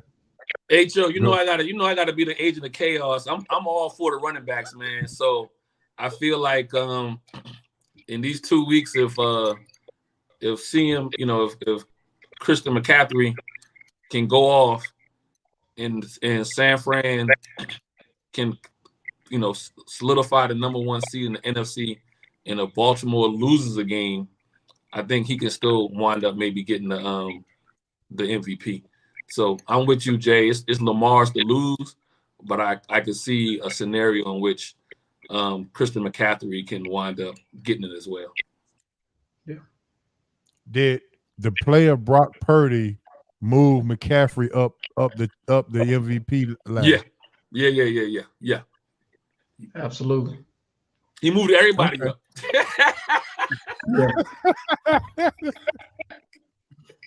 All right, so this is the last one. I've been waiting all week for this one. I came up with this one, and after I saw this, Jay, you gonna love this question I'm gonna ask you because it's a music question. Ace, I know you're old school with the music, and I think your music intelligence is right there. But Jay is a producer. He went to school for producing music. So this is going to be one of the great answers. And the young lady who I was talking about, Miss Tanya from New York, I asked her this question. And of course, she went all New York with it. And I'm like, come on, man, you got to stop that. But anyway, what say you? I'm going to give you 4 names. And this is a rap storytelling edition. I'm going to give you 4 names. I need you to rank the 4 names that I'm going to tell you in order from best to worst, in your opinion, as far as the storytelling ability in the rap game. Okay. The best storytelling rapper. All right, first we got Slick Rick, we got Dana Dane, we got Biggie, and we got Scarface. Rank them from 1 to 4. The chat line, y'all can rank them too. I'm gonna name them again: Slick Rick, Dana Dane, Biggie, and Scarface. Oh, I see Jay Smooth he put a pen to paper. From best to worst, or worst from best to worst? However you want to do it. Okay. Just get it to me. I've been waiting all week to call. I'll go first. 4, Dana Dane. 3, Scarface. 2, Big. 1, Slick. Okay. All Dana Dane did was storytell. I wish Dez was on so he can hear. He an English guy, and he ain't Dana Dane from across the water. I mean, I know he grew up in New York, but ain't he immigrants of England? London. I don't know. Jay Smooth probably would know. I think that's Slick Rick, who's What? Then both of them. Then I thought Dana Dane had European background via Jamaica or whatever. La. Probably. Let me look. Let me check. I know Slick Rick folks is Caribbean or whatever, but I thought Dana Dane was a London bloke. Might be. Let me see. But so my ranking would go starting at 4, probably Dana Dane, Biggie, Scarface, and then probably Slick Rick. Everybody going Slick Rick first, huh?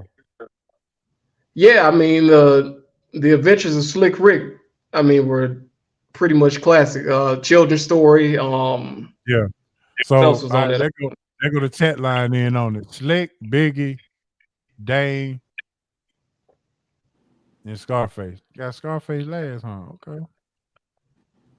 Mm-hmm. You put Scarface up there. I think people forget about his Ghetto Boys days, and you know what I mean. So yeah, Slick Rick for me.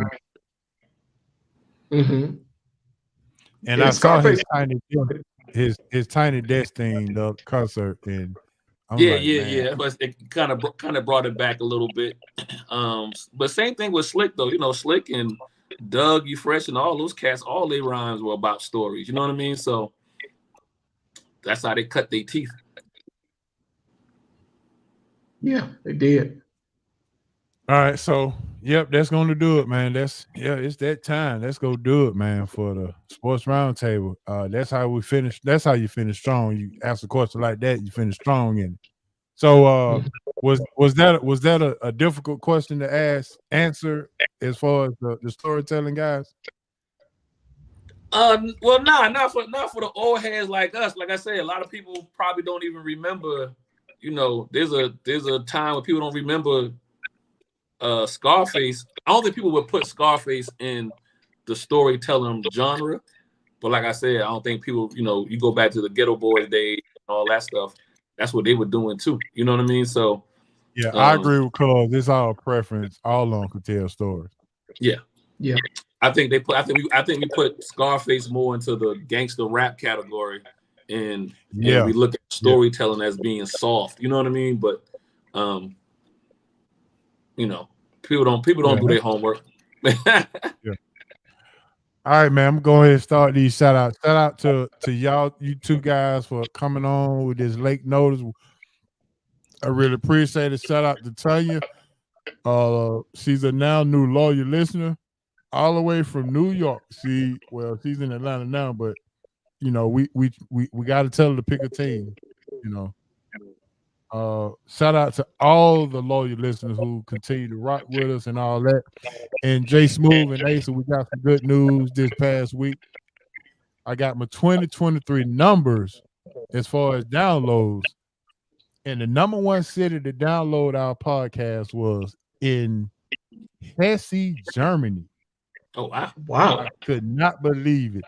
Hesse, Germany was the number one city to download Sports Roundtable. Of course, it was a military base there, so I got to shout them out for being the number one city in 2023 to download Sports Roundtable. Of course, the ATL came in number 2. So shout out to everybody who rocked with us in the ATL and all over the country. We even had Iowa coming in 3rd place. And California came in 4th place, 2023. So it's been rocking and rolling, man. So I had to shout them out, man. And it's been a great 2023 season. Look for more in 2024 because we coming. I'm gonna have to take that one from Dion. We coming. It's gonna be more and more and more things that is. All right, man. Jay, go ahead and give your shout outs for me real quick. Yeah, shout out to all the loyal listeners, and even those who listen casually. We appreciate the support. Keep listening in. Shout out to Dasa. Always great to see you. Appreciate you joining. HM3, thanks for inviting me as always. Special shout out to Tanya. We appreciate it.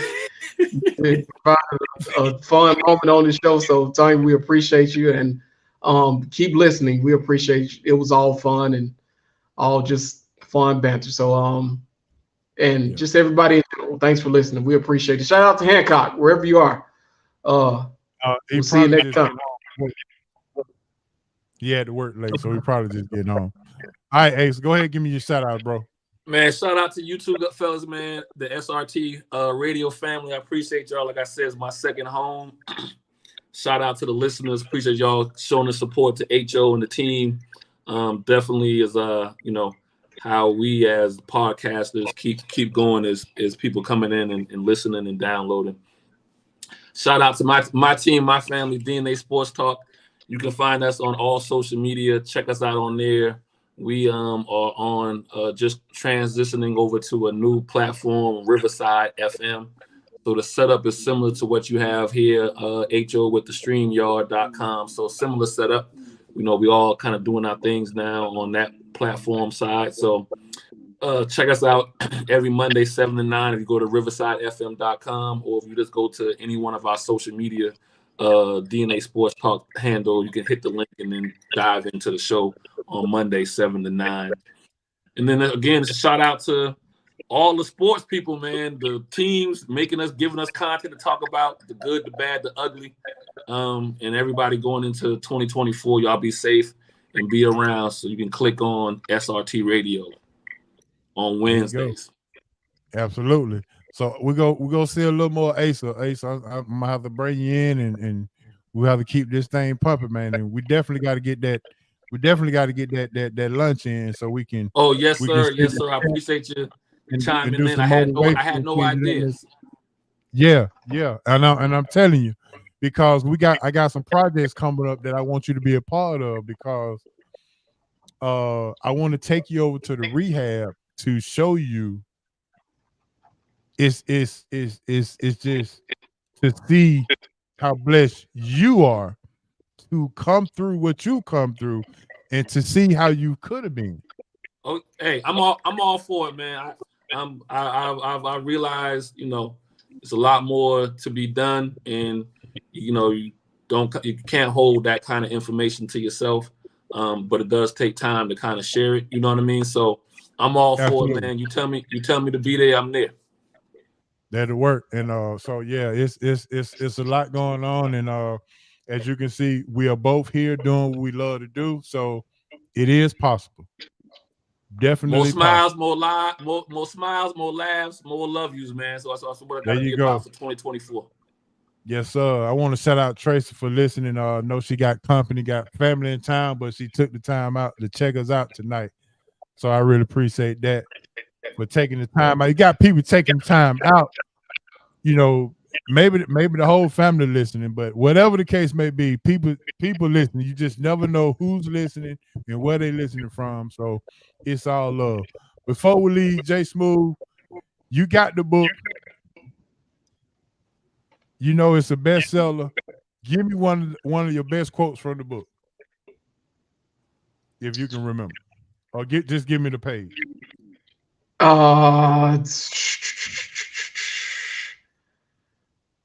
They're all good, HM3. Let's just go page 8. I'll just go page 8. Page 8. Yeah, I don't have my book in front of me right now, but let's go page 8. All of them are good. Yeah, you couldn't have been surprised, but you was pretty motivated, I'm sure. How did it make you feel? Absolutely. The book was essentially right on time, considering that we're heading into 2024, and there are enough quotes for you to be inspired, and they pretty much jumpstart your day. I'll call them that. The quotes that HM3 has provided, and just his sayings as a whole, those mantras, they're jump starters, and they're a good way to begin the day with. After prayer, you add those along with it. Great way to start your day, and a great way to start 2024. And I thank you, HM3, for providing us with a book of wisdom and knowledge. And I think everybody should definitely check it out. All right. So Asa, I definitely got to get you on that book thing, man, because I'll send you the information so you can get this is something that we all need. I promise you that. Something that we all need each and every day. Even to this day, J Smooth, I still read it, and sometimes I'm blown away with some of the stuff that is in the book, and I'm the one who wrote it. Yep. And so that's amazing in itself. So, but yeah, that's going to end the show, fellas. So I'm gonna have to take it on in just like this. Yes, sir, man. Thanks for tuning in, Sports Roundtable, for Hancock, Asa, J Smooth, and all of our listeners. This is Sports Roundtable, SRT, RIP Moms and Pop, RIP BC. And if you love the show, we're going to tell a friend. And if you didn't, go to hm3inspires.com and get that book. And we out. Peace. Peace. Let's ride. All right, fellas. We out, man. Y'all be safe. All right, peace.